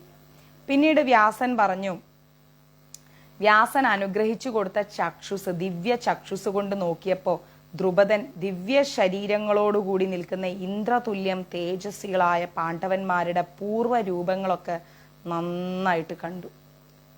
വ്യാസൻ അനുഗ്രഹിച്ചൊരു ദിവ്യ ചക്ഷുസ് കൊടുത്തു. എന്നിട്ട് പറഞ്ഞു, ഇതിലൂടെ നോക്ക്, അവരുടെ പൂർവ്വജന്മ രൂപം കാണാൻ പറ്റുമെന്ന് പറഞ്ഞു. അപ്പം നമ്മുടെ എന്താ പറയുക, ദ്രുപദൻ നോക്കിയപ്പോൾ നല്ല ദിവ്യ ശരീരങ്ങളോടുകൂടി നിൽക്കുന്ന ഇന്ദ്രന് തുല്യം തേജസ്വികളായ പാണ്ഡവന്മാരുടെ പൂർവ്വ ശരീരമൊക്കെ ദ്രുപദൻ കണ്ടു. പിന്നെ വ്യാസദേവൻ എന്ത് ചെയ്തു? പാഞ്ചാലിയുടെ പൂർവ്വജന്മത്തെ പറ്റിയൊക്കെ പറഞ്ഞു കൊടുത്തു. പൂർവ്വജന്മത്തിൽ ഒരു താപസകന്യകയായിരുന്നു ഈ പാഞ്ചാലി എന്ന് പറയുന്ന പെണ്ണ്. അവള് തപസ്സുകൊണ്ട് ദേവദേവനെ പ്രാർത്ഥിച്ചിട്ട് ഭർത്താരാം ദേഹി ഭർത്താരാം ദേഹി എന്നിങ്ങനെ 5 പ്രാവശ്യം അവള് പറഞ്ഞിട്ടുണ്ടായിരുന്നു. അപ്പം മഹാദേവൻ പറഞ്ഞു, നിനക്ക് 5 ഭർത്താക്കന്മാരുണ്ടാവട്ടെ എന്ന് പറഞ്ഞു. ദേ കിടക്കണം ഇല്ല, അതിലും വലുത്.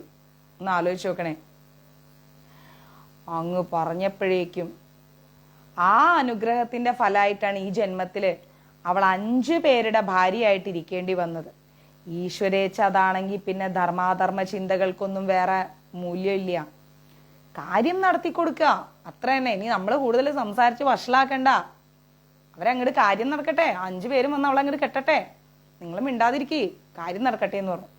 അങ്ങനെ വ്യാസദേവൻ പറഞ്ഞത് കേട്ടപ്പോൾ തൻ്റെ മകൾക്ക് 5 ഭർത്താക്കന്മാരുണ്ടാവണം എന്നുള്ളത് മഹാദേവന്റെ തീരുമാനമാണെന്ന് മനസ്സിലാക്കിയ ദ്രുപദൻ എന്ത് ചെയ്ത്, ജാമാതാക്കന്മാര് അതായത് മരുമക്കള് ദേവേന്ദ്രന്മാരുടെ അവതാരാണെന്നും കൂടി അറിഞ്ഞപ്പോ ഇഷ്ടമില്ലാത്ത മനസ്സെല്ലാം മാറ്റിയിട്ട് സന്തോഷത്തോടു കൂടി കല്യാണത്തിന് അങ്ങ് സമ്മതിച്ചു. വ്യാസദേവൻ മടങ്ങിപ്പോവുകയും ചെയ്തു. അങ്ങനെ യജ്ഞസേനൻ പുത്രനോടുകൂടി വിവാഹത്തിന് വേണ്ട ഒരുക്കങ്ങളൊക്കെ തുടങ്ങി. ധാരാളം ബ്രാഹ്മണന്മാരും പുരവാസികളൊക്കെ വന്നു ചേർന്ന് സുഹൃത്തുക്കളും മന്ത്രിമാരും എല്ലാവരും വന്നിരുന്ന് രാജകീയമായ ആഘോഷങ്ങൾ, ആഡംബരം, അലങ്കാരങ്ങളൊക്കെ എല്ലായിടത്തും റെഡിയാക്കിയിട്ട് മുഹൂർത്ത സമയത്ത് പുരോഹിതൻ ദേവപൂജകളൊക്കെ യഥാവിധി ചെയ്തിട്ട് യുധിഷ്ഠിരനെ കൊണ്ട് പാഞ്ചാലിയെ കല്യാണം കഴിപ്പിച്ചു. തുടർന്ന് ഭീമൻ വന്ന് കല്യാണം കഴിച്ചു, അർജുനൻ വന്ന് കല്യാണം കഴിച്ചു, നകുലൻ വന്ന് കല്യാണം കഴിച്ചു, സഹദേവൻ വന്ന് കല്യാണം കഴിച്ചു.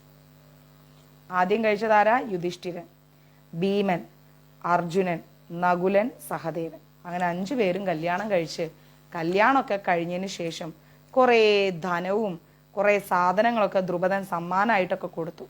ശ്രീകൃഷ്ണൻ എന്ത് ചെയ്ത് ദ്വാരകയിൽ നിന്ന് കുറേ പാരിതോഷികങ്ങളൊക്കെ അവർക്ക് അയച്ചു കൊടുത്തു. കൃഷ്ണന്റെ അനുഗ്രഹം അവർക്ക് ഭയങ്കരം സന്തോഷമായി. വിവാഹം കഴിഞ്ഞ് കുന്തിദേവി പാഞ്ചാലിക്ക് വേണ്ട ഉപദേശങ്ങളൊക്കെ കൊടുത്തിട്ട് എല്ലാവരും കൂടെ പാഞ്ചാല രാജധാനിയിൽ അങ്ങ് സുഖമായി താമസിച്ചു.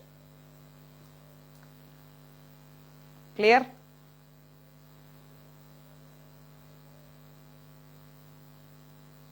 ഓക്കെ, മതിയോ?